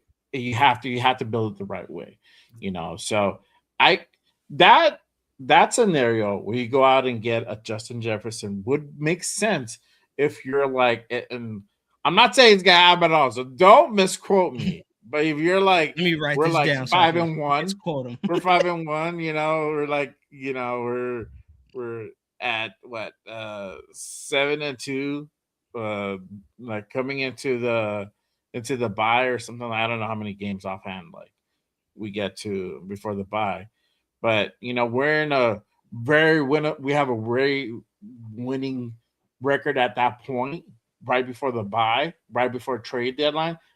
And like, okay, it looks like there could definitely be something happening there.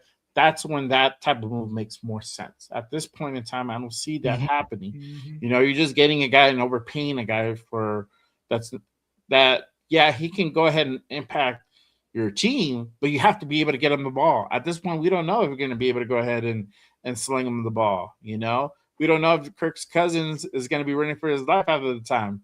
Yeah, it could definitely pan out the same thing from last year. We don't know. Bro, right? Imagine him coming, Justin Jefferson, and then not getting the football.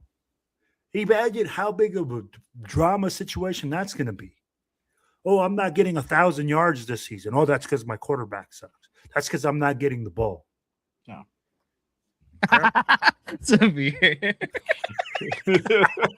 Right, bro? I'll be like, what the fuck are y'all on? Hey, it's that Vegas lifestyle. And the thing is, would you want a Justin Jefferson? Of course. Who wouldn't want a JJ on their team? Bro, Minnesota is effing up right now. Like, you're trying to locate the quarterback and you're giving him shitty quarterbacks. On top of that, you're not doing anything to protect said quarterbacks.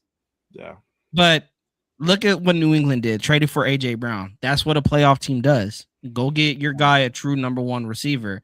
Who in the NFL that could possibly make the playoffs this year needs a number one receiver? And I wouldn't be surprised if JJ is on the move come the trade deadline. But it won't be the Raiders. Raider Scorpio just came, bro. He said 2028.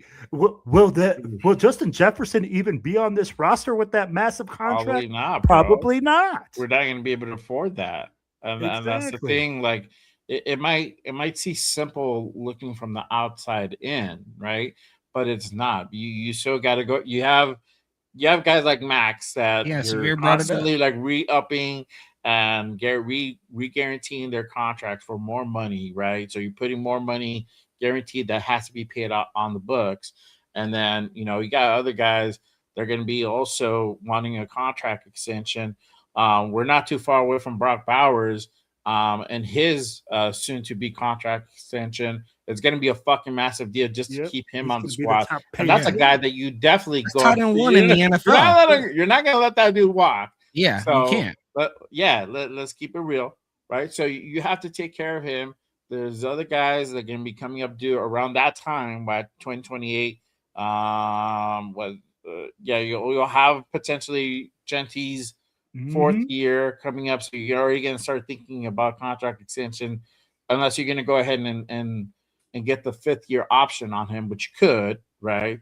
It depends. So, and that's not counting anybody else that you bring in from now to then. So, for me, and I say this, it's all about timing in the NFL. It's all about like where you're at, how you're doing, and if that's one step away, we're like, okay, cool. It looks like we might fuck around and make playoffs. We're going to go ahead and try to make a run for it. That's where that type of scenario makes more sense. Just because of the continuity alone and the timing's not right because certain things aren't in place. Unfortunately, you're going to have to let these things, pass for the moment. You never know. If Justin goes out and gets signed somewhere else, great for him. It is what it is, But if we fuck around and we're okay, we might have something there, then that makes more sense. But honestly, the way I see it, even if we're like, so week 14 is the bye. So by then you're like, if you're the trade deadline is before the Niners game. Yeah. So if you're like 7-6 or 6-6 at that point, it don't make sense to go out and get Justin Jefferson. It doesn't, But if you only have like 3 losses, up if you're 7-2, like Kurt Cobain's riding on some PEDs, then let's ride. Like, to Jay's point, you don't also want to shoot yourself in the foot. Look at Indianapolis with Sauce Gardner. They traded for him thinking he can shore up that defense on the outside, and they collapsed along with him. And that trade is looking very ugly on their part. And the Jets are all smiling. So do you really want to send 2 firsts and a player to Minnesota and it not work out? And if it does work out, great. But there's a really, really high chance it doesn't work out. Yeah. And the Raiders will be kicking themselves in the shin. Yeah. And let me ask really you quick, this. really quick before I have you ask a question. Shout out to my guy G-Fam with the $5 holler. He says, I predict Mendoza will start after the Rams game because Cousins will be too beat up from Garrett and Donald to play. Damn you, Rams D-line. What do you say? Could possibly. It's gonna be. Let me just pull up the damn schedule because I don't know off the hand. That's week 7. I think that's gonna be week 7. Week 7. Yeah. And they're coming off a game with Buffalo earlier the week before. Week 3.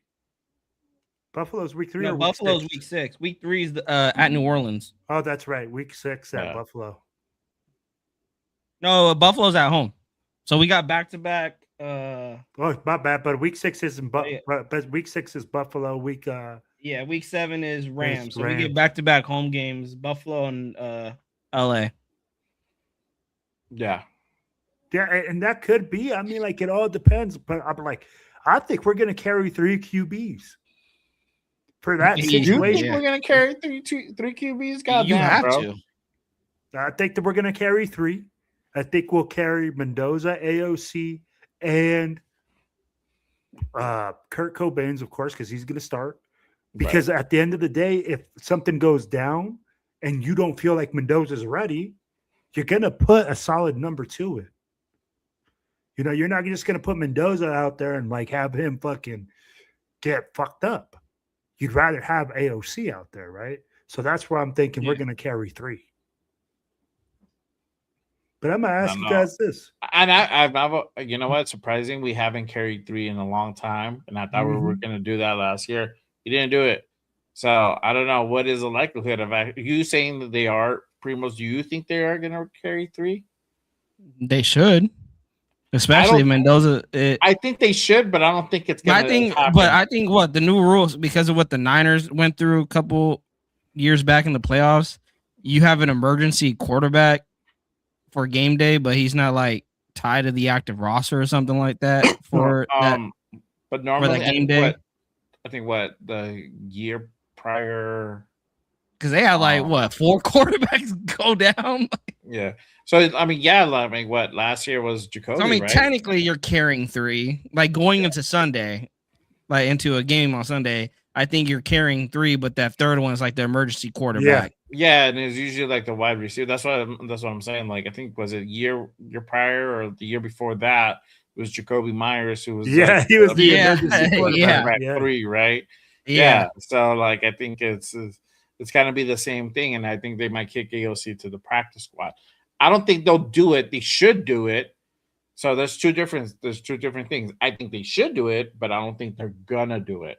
Normally they haven't ran with 3 quarterbacks in a long time, and throughout the regimes, and you would think like, oh, maybe one of these other motherfuckers might change things up and carry 3. I don't know. I don't see it happening, but hopefully I'm wrong and it does, and it actually does happen. Let's see here. Severe says, but the OC for the Jets, but the OC for JJ's best years were under Wes Phillips, but O'Connell was a play caller in those seasons. Yeah, I don't know. My whole thing is just the continuity sometimes. If the timing is not there, it just doesn't make sense, despite that. Raider Travis says that we should definitely keep AOC 12 for backup. If something happens to Kirk and our O-line is solid, then we have the option to play Mendoza or AOC. I mean, yes, look, I know for whatever it is, AOC is going to be on the team. Now, is it going to be the active 53 or is it going to be practice squad? That's going to be real the question. That's what the question here is. Are they really going to go ahead and run with 3? Meaning they're going to keep AOC on the active roster. Now, let's say they do put him on the practice squad. They're going to pick him up. Somebody's going to pick him up. Somebody could, yes, but you have to put him in your active roster. You can't put him into another practice squad. The rules don't work that way. You have to put him in your active roster, I think, for the rest of the season. I don't know, right? So we'll see. Stranger shit has happened. That's what I'm telling you. Absolutely. I don't know. I feel like they're not going to do it, but hopefully I'm wrong. And hopefully they do keep them, because even if you run with Fernando, if Kirk goes down, you run with Fernando, you still have AOC as your backup to go ahead and come in case that dude gets hurt, which we've seen happen. It's funny. I was just talking about that the other day at the barber shop. With the whole 2021 season, when Carr went, the 2016 season when Carr went down, and then what's his face went down as well, and then we had to run, and then we had to run with third string on that game. So it's just it's crazy, bro. It's crazy. Yeah. Sevilla says that he's a part of the 53, but you can dress him on game day, and they aren't included as part of your active 48 game day players. So you have 48 plus an emergency QB, which makes 49 guys dressed on game. Okay. Well, there you go. I think we can hit this last thing, and then we'll go ahead and kind of wrap it up. But hey, it didn't take long, dog. Oh my God, bro! I wasn't here, so I was just like, whatever, bro. I was like, it was about fucking time. Like that shit had surfaced. It's still swirling. It's just not as swirling as much anymore, But y'all already know the Max Crosby rumors were back, and it didn't take no time from when I said, "Watch, it's gonna be back." And sure enough, once that whole once that whole deal with Myles Garrett over to the Rams, it just it put everybody on the NFC West on panic, and we were hearing the talks of Max potentially going to the Niners, and I think that those rumors are still going to continue on up until the trade deadline. That it's not going to go away. I don't see it going away, especially with the type of season we're going to have. You're going to have everything again questioning Max with the whole like, is he happy? Does he want to go get wants to go get a ring somewhere? Blah blah blah. The same old shit year in year out. But I think the difference now is we know it can happen now. Before it was like, they ain't gonna do it. Nah, they're just fucking around. I gotcha, bro. We ain't gonna do it. Now it's like they fucked around and did it. So my thing is, I don't see any type of trade happening right now. I see that potentially maybe being the case before trade deadline, depending how we're doing, where we're at, and again, if there's a needy team that feels Max Crosby and this motherfucker is just lining it up, they could come a knocking. What do you guys feel about that? What do you guys think about that? I agree with you, Jay. Trade deadline. That's what I'm going to be watching for, is when the Max rumors are really going to be steaming up, but also could be very, very true, because who is going to be an edge rusher away? Now, if the Niners are the ones calling, Spytek, finesse the hell out of them. Because if I'm the Niners, why am I going to go get a Max Crosby when I got durability issues on my own team already? And now you're going to go trade for a guy that has durability issues. Now, we love Max, but let's not act like he be playing on half a leg for the entire season sometimes. And we could argue going into this year, he would definitely probably be playing on half a leg again. If down the line he suffers another injury, he will likely try to fight the coaching staff. Hey, I want to go out there and play. Well, watch it be a fucking Conor McGregor on the fucking field, bro. Fucking pulls the other ACL. I'm like, God damn it, bro. Jesus Christ. As long as he's not doing backflips like Scatterboo right now, bro. But that is my thing. It doesn't make total sense to me for the Niners to even entertain the trade, because you already have guys on that defense that can't stay healthy, and now you're just going to trade for a guy that can't stay healthy. It doesn't make a total sense. Is the talent there? Yes. Is the name there? Yes. Is the durability there to go into the postseason? Because if you're the Niners, you're chasing the Rams. Like, you're not, like, trading for Max Crosby doesn't put you over the Rams.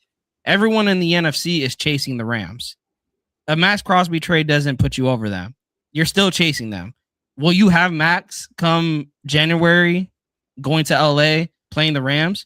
That is a big, big question mark if you're the Niners, because the past 2-3 seasons he's had to have surgery at the end of the year. I think in the past 2 or 3 seasons. So we already know as a fan base going into January, February that Max, he's injured, needing surgery with his knee, with his ankle, with his leg, and it's that he can't do anything without his legs. Yeah. Right? I don't think it makes sense for San Francisco, maybe Philly, but I'm scared of Howie Roseman. Is he going to finesse the hell out of Spytek and get a bag of chips? Trade a bag of chips away from Max. But I trust Spytek. He stood on business. He said 2 firsts. Baltimore gave it up, but Baltimore got cold feet. Traded, gave him back. But I do think they fucked up. Oh yeah, they big time. Up. They're like, damn, we gave away the house. Now I'm trying to get my money back. Yeah. But I believe a trade can still happen before that Niners. That would suck though. You trade him away to the Niners, and then you got the Niners that week.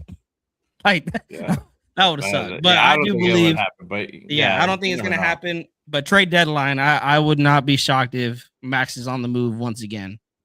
Yeah. And then look at Severe's question. And, bro, man, you're going to bring up those old feelings again. Imagine what Clint could have had done. But who said we would have drafted? If we drafted McCallum at 14. We drafted players at different positions that we thought we weren't going to draft. I'll be like, look at the moves we made. I'll be like, maybe we think that he would have been nice for that offense. But It maybe probably they would don't. have been What? what's his name from UConn? I forgot his name. Damn, I can't remember his name. But the kid from UConn would probably been the guy that we would have potentially we probably would have traded down. We probably traded back that pick. I feel that that's probably would Could have have been been. the move and got what's his name from UConn. And that would have been a pick like at pick 25 or 26 or whatever it lands on, and then we would have gotten more second round picks and third round picks or fourth round, whatever, So, yeah, Bell. There you go. Thank you. It was Bell. Yeah, they were high on that dude. So, like, that's how it goes sometimes. I'll tell you But guys like this. I don't think it's going to happen. you don't think it's gonna happen? I think a lot of people are thinking it's going to happen, but it won't because he already has his price set in mind, right? And just look at what Myles Garrett went for. A 5th and a 1st rounder next year. What did Spytek said he want? He wanted 2 number 1s. Yep. Unless he got that, he wasn't moving off this. So I don't see it happening unless like it's something that Spytek really wants. And if he says Well, 2 number 1s, bro, I don't see any teams giving 2 number 1s right now. Myles Garrett just went for a no. 1 and a 5. Mm-hmm. Oh yeah, and you can't say Max is better than Miles, bro. Miles is on a different planet, bro. Yeah, exactly. I agree 100%. And yeah, I don't think that's gonna happen. He put that out there because it's like nobody's gonna give that. Nobody's gonna give that. So if somebody's really desperate enough, they're gonna go ahead and pay that. But other than that, they're not. They're not gonna go ahead and really give up 2 firsts for an aging Max Crosby. But hey, I hope I'm wrong if it does happen because that means we get 2 first-round picks. I'll be down Well, for that that. means, Old man. man, that means we gonna fast track this rebuild really, really quick, bro. Even more so. Denzel Boston is the guy that I was thinking of, not Bell. Boston. Denzel Boston. Sorry, and he's from Washington. They have the same colors. That's kind of what I was thinking. But he's from Washington. They met with him. They could that could have been the dude In the second round, yeah. Yeah, he was drafted in the second round, but they were, I think they at the highest it was like 20 something, like 28. Bro, we 30. could have drafted him when we moved back in the second round, and we didn't draft him. We literally had the best defensive tackle on. I thought we were gonna go with that kid from Ohio. Yeah, remember? Yeah. I remember. Fuck. Do you see? I was like, "What the fuck are we doing?" Yeah, that was reaction talk. I was like, "Oh." So I think like, the move, bro. Oh man. 805 says Spytek would have drafted a guy projected in the 3rd. Yeah, see? Oh shit. Oh man. Was it a 3rd? I don't know if it was a 3rd. I thought it was a 5th. I don't know. Myles Garrett was traded for Jared Verse, a 2027 first round pick, 2028 second round pick, a 29 third round pick. A 29 third round pick? Wow. Yeah.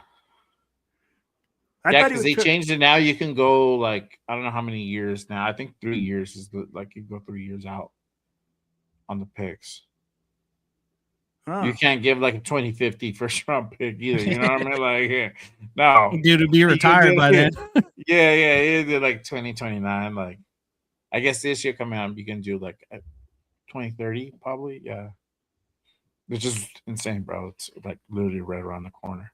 But yeah, again, man. that sets the market. And I mean, like, that's literally setting the market for the best player on defense. Yeah. And Max Crosby is nowhere near Myles Garrett. Yeah. Arnie with the clutch question, and we'll go ahead and put this as the last question. He says, who was the biggest draft disappointment last season? Bash, Thornton, Mullet, or Miller? Two of those Honestly, guys bro. didn't even play. That's what Yeah, I'm saying. bro, Two of them are yeah. not even on the team, so that kind of They didn't even answers. play. This Yeah, kind of answers the bro. question Thornton. in itself. Thornton. I would say Thornton too, because given the amount of reps he had and the hype coming out of training camp, Thornton never lived up to the hype, the expectation that it seemed that they put on him. Definitely Thornton. You could argue Besh too, because he didn't see the field and he's the second round draft pick. Besh is a second round draft pick, and bro, what are you doing that they didn't even want to play you? Yeah, So that was old man Pete on Xanax, bro. You know, that was Xanax vision that dude probably was having there. No, but So I mean, you could go top to bottom on that draft card or that draft class, and you could say everybody. Yep. But you could put Thornton based off the expectation, but Besh, to Severe's point, just being a second 20 rounder, receptions, 227 yards, bro, for a second rounder. That's all I got to say. A second rounder is a premier draft pick. A second round starter, pick. Bro. You a starter. Yes, he should have been a starter. And the fact that you didn't even see the field as much as you did, I've always said that I gave him the benefit of doubt because he should have seen the field. But at the end of the day, you didn't prove to the coaches that you should have seen the field. So what does that say more about you than the coaches? Well, I don't know. Now they're saying, now it's the opposite. Supposedly, Bash is going to get more opportunities or whatnot. But that was earlier this offseason, so I don't know. Again, going into training camp. Hey, we talk about we talk about snaps in preseason. Bash needs to be out there. Well, bro, he was out there, and I'm going to tell you the reports that were coming out. Again, a guy that didn't create any separation without pads, a guy that struggled that they said, oh, he's going to get better when he puts pads on and he blocks. I'm like, we talk about wide receivers blocking, man. You could have just get a blocking tight end if that's the case. Exactly. But that's the thing. That Besh is a second round pick. If this is the year that I'm looking at Besh like, hey, Besh, you better prove Sprytek wrong or Sprytek right because he drafted you in the second round. And to those reports, Will, that you were talking about, let's see it. Bro, let's see it on the field. That's the only little chip that's on there is that he didn't get enough. You could say like, oh, he didn't get enough burn. That's why, there's still a question mark behind him. But also you have that flip side answer where it's like, question. Dude, a fourth round. What did you do? Yeah, a fourth round pick is starting over you. Yeah. So what did you do? What did you not do enough to get somebody else like he didn't get open enough? But this, and then here goes back to this other thing. You have fucking old man Pete who loves his tall dudes, bro. He loves the tall boys, bro. Positive necessary, but Trey Tucker, tall dudes, bro. Trey Tucker is tall.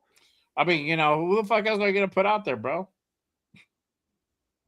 Yeah. Oh man, oh man. Oh no. Oh. The thing is, in preseason and training camp, Besh, let's see what you're made of. And that's the thing. What I hear is that he's a physical guy. He loves to do the dirty work. He can catch in traffic. He doesn't drop, the ball a lot.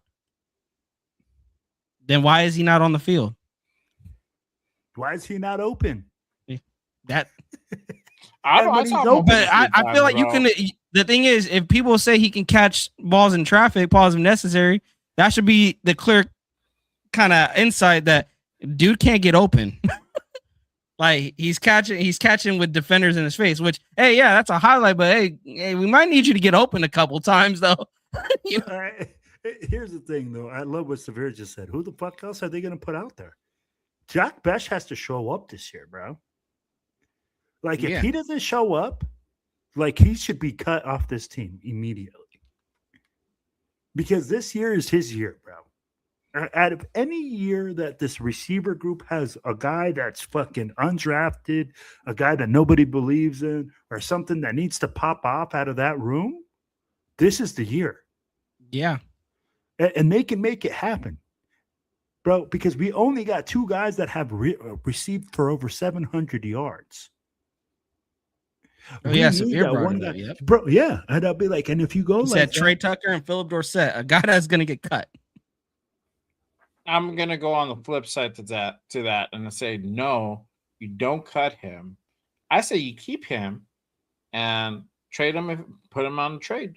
If you're able to go ahead and you're in the position to go ahead and send him off and make your package look even more enticing, and having a guy like Jack Bech where it's like, hey, there's potential there, you can definitely go ahead and mold him in the right situation. Sales pitch him. I don't give a fuck. I'm down with that, bro. Here's the thing. You have Clint Kubiak, a guy that can scheme wide receivers open.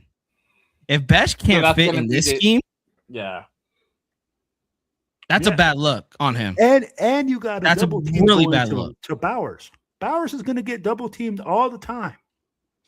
So you're going to have one-on-one situations where you can get open. So he needs to show up and show out. You know what I mean? At the end of the day, that's what it is. Jack Bech is on the bubble. He needs to be. To me, he feels like I feel Thorne is more on the bubble than that dude. But go ahead. Well, I agree too. Yeah, I think they're both. To Will, both could be on the bubble. You're probably gonna have to keep one because of the depth. You don't have whole lot of depth. With what's his name? Tariq Young. The dude that we picked up from Seattle. That's the dude that we have. And I think we got Malik Benson, Jonathan Brady, Cedric Jackson, Chase Roberts. Cedric might be the one that could potentially fuck around and make this 53. Yeah. Even at a wide receiver 4-3. I like him. I like where he can go. He has a speed, and we know that he can go ahead and catch the ball. But I think you keep one of those guys and keep them for depth. So that's the thing where Kubiak's gonna have to make those tough decisions, and we'll know once we get more into training camp. If they play Thorne and Bech a lot, that's gonna give it insight on how they feel about him. To give them as many opportunities to try to prove themselves to make the final 53. I guess Scorpio, bro. No, hold on. Stop it. Get some help. Cut Bech and Thorne and go sign Diggs. Hey, I don't need no wet ass pussy out there, bro. Hey, bro. You might fuck around and get another Wilkins situation. So I don't know. We want to go ahead and petition bring that. Hell no, bro. I do not need any of that. You know what I mean? So Severe is right on point again. Right on point again. Yeah, I was surprised it happened, bro. And I was like, fuck yeah, that's fucking dope. I didn't like Tyree from the pick from the jump, but I knew he was a bum when everyone on the edge was hurt, and he still couldn't produce. If Bech can't crack this receiver rotation, zip his career the fuck up. Facts, my God. He's not wrong, bro. You got Clint. You have Clint Kubiak as your play caller, and you have nobody in the wide receiver room that can beat you out. He got all of his guys too, so you can't put the blame. Oh, the fucking offense. That was his guy. That's the whole offense is Kubiak's guys. So it's not like you're piecing like a fucking Tom Brady fucking hire onto this coaching stuff. So it's like, yeah, you got all the guys. You got all the necessary people in place to make the offense look good, or at least look competent, right? So if you can't make it here, bro, I don't know. The future don't look bright for you. No, 100%, bro. Oh man.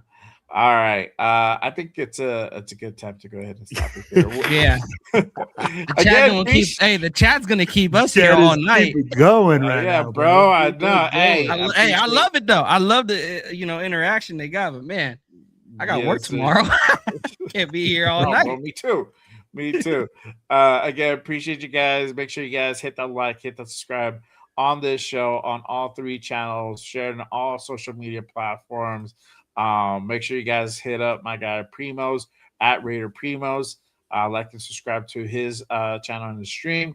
And then also my guy Silver and Black Radio Podcast, Raider Will. Make sure you guys go ahead and like and subscribe to his channel and his stream. Again, appreciate you guys. A new Raiders Unfiltered show. We're gonna be back every goddamn week, every damn Monday. Hey, we here, motherfuckers. Show of Raiders Unfiltered. Monday night showdown with the 3 amigos. For me, because I'm Raiders Primos. So the Fab 3. Scorpio, I need what you are smoking. Are you smoking with J.R. Smith? I need some of that. I'll send you some of that good. I'll send you some, bro. Don't worry, I got the good shit. I'm gonna come on next show and I'm like, guys, I finally came around. I think Scorpio's right. Go get Justin Jefferson. There you go. For sure. Zip it up or zip it out. Oh man, but hey, appreciate you guys, everybody pulling up. Let them know real quick before we go ahead and sign off. What do you guys have going on? Primos, you got anything going on this week? Hey, definitely going to be tapping in Wednesdays, Fridays. Training camp is here, you guys. We're going to have things to talk about. You heard my takes. I hope to see you guys there, be engaging. And I want to hear from you guys as well. It's not just the Primos podcast. It is also the Raider Nation as a whole. So definitely want to see you guys there tapping in on Wednesdays, Fridays. Try to shoot for like 5:00 p.m. Pacific time. And we're going to be diving into training camp and the rest of the season. Let's get it. There you go. And then, baby over here, baby. Yeah, baby. What do you have going on? Hey, yo, baby. You know what it is, man. Hey, y'all, man. Hey, tomorrow night, I'll be on the Most Notorious podcast with my boy Cheeto Linus, my boy 401 Raider Jeff, and our boy LV Raider 10. And then on Thursday, man, I'll be doing the Silver and Black Radio podcast with Maddie B. We'll have another special guest. We'll be chopping it up. The season is on, baby. So, hey, make sure you guys subscribe, like, and share. Hey, hit us up at the Silver and Black Radio podcast. We got just Raiders, baby, and Raider Primos, man. Thank you guys, chat. We appreciate y'all, man. Yes. It's been a blast. Yes, sir. Yes, sir. It's As gonna for be me, I got jack shit going on this week. I might put out some content this week. We'll hold it down. There you go. Y'all hold it down, bro. Yes, I might put up some stuff on my other channel that I have going on. You guys can what go the fuck, ahead. bro?